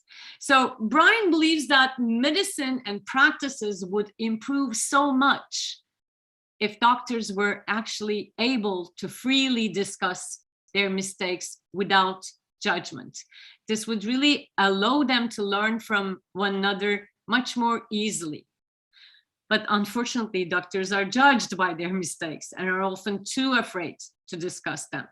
So instead, the mistakes are often ignored, or maybe blamed on others, or even sometimes covered up. So while we are not necessarily doctors, maybe we are some of us, I don't know, but I'm just generalizing. You know, how many of you feel like you have been in a similar situations where mistakes were considered a bad thing? And if you have ever been in a situation where you felt like mistakes were considered as a bad thing, please write yes in the comment section. You know, I just want to see and feel that I'm not alone. Have you ever had that feeling of, mistakes are bad, they are considered as bad, so maybe I shouldn't share them?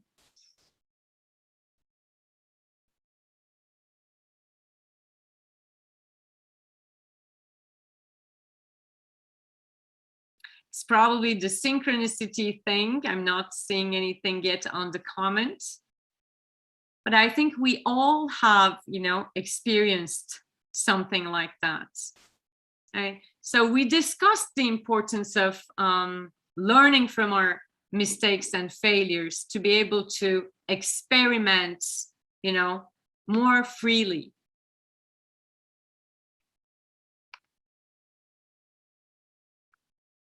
I'm not seeing anything on the comment section yet, so I'm gonna assume that I'm the only one who's seeing mistakes as a bad thing.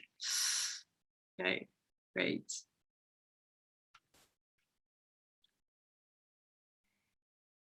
I'm gonna give you an opportunity to reflect, you know, just, yes, of course, that's what we get used to at school. Inessa, thank you very much. Of course, it starts from school in our educational system. Yes, of course it has happened. Thank you very much. Oh, I'm so happy to. Relatedness is such an important thing, you know, it feels good to see that, well, I was assuming that I wasn't alone, but definitely. Great, okay. So I just want to do, I'm also aware of time. I just want to do a quick recap of what we have been covering here. Now, we talked about the neuroscience behind how our brains react to change. And again, if you perceive change as a threat, you will find yourself in a fixed mindset, okay? But in a growth mindset, you will see change as a challenge instead of threat. Okay? So your brain will have much more resources to collaborate, be creative, have a wider perception of the world, see more perspectives from those. And we also covered 3 most important habits towards a growth mindset. Okay? The first one is valuing progress. Remember, I was inviting you to reframe your goals in terms of progress, using the role of 3, where I was 6 months ago, where am I now, and where am I headed for the upcoming 6 months. The second habit was experimenting, being open to try new ways of doing things, including new processes. And last but not least, our third habit for growth mindset is to learn from others. And we talked about doing this by breaking the cycle of an expert culture where you are allowed to make mistakes and where you learn from others. So I'm gonna, stop here, and I want you to take a moment for reflection. What insights do you have about fixed and growth mindset right now? And I'm happy to, be in conversation with you, answer your questions. We still have, some time here to cover anything we need to cover. And I would happy to, Nazar, if you're around, maybe you can also join me here to run this conversation together.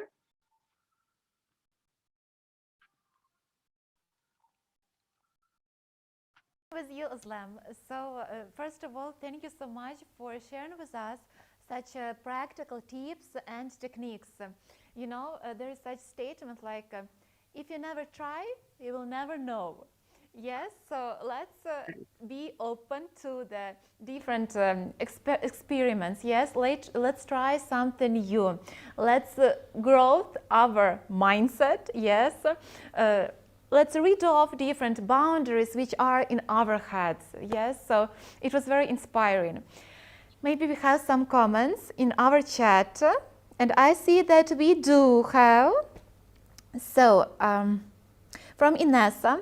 Of course, that's what we get used to at school. Libov, yes, of course, it has happened. Yes, because a lot of things comes from school when we have some rules that we should follow. Only 5 score, not 2. 2 and 3 is bad, and others. Yes. So thank you, Ozlem. It was very useful and insightful session. Growth mindset is part of lifelong learning. And one more comment.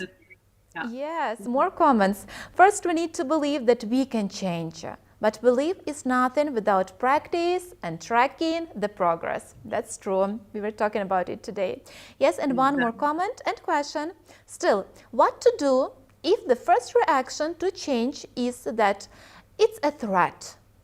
Beautiful Sometimes question. it happened, yeah? So, It does. any recommendation? Yeah, it's definitely a great question, and I'm seeing Inessa is bringing that question up. As I was saying in the beginning, everything starts by noticing. And there's a saying that I love, sometimes you need to slow down in order to go faster. No, just notice when you're facing something like this, just notice and say, oh my God, I'm operating from a fixed mindset. And you have tools now. Let's say you are adopting a new software system, maybe it's a new one and you feel it as a challenge. First of all, just notice where you're operating from. The first thing that comes to your mind might be, oh my God, I can't do this. Use the power of the word yet. It starts with noticing, labeling, slowing down to go faster is what I can tell you. And also, thank you very much for the last comments that you have read. I think you all have done a beautiful summary about everything we talked. Yes, most of the barriers are in our head. It's our brains, so don't be too hard on yourselves. But our brain has an infinite capacity to reframe and see things. I really want to thank you all for a great session, for all the contributions and comments that you have made. And I wish you all a lifelong learning with a growth mindset journey. Thank you very much, everyone. Thank you so much, Ozlem, for being with us. It was really inspiring and useful for all of us. Thank you very much. Enjoy the rest of your sessions. Thank you. Thank you. So, colleagues, it's the end of the very first day of our conference. I think you received a huge dose of different information, so you have another half of the day to reflect, to rethink, to think how you can use it, how you can work, how you can learn, and how you can grow in another way. Yeah. So, and tomorrow we have a no less more excited agenda. So, see you tomorrow. Have a fruitful, productive, just nice rest of this day.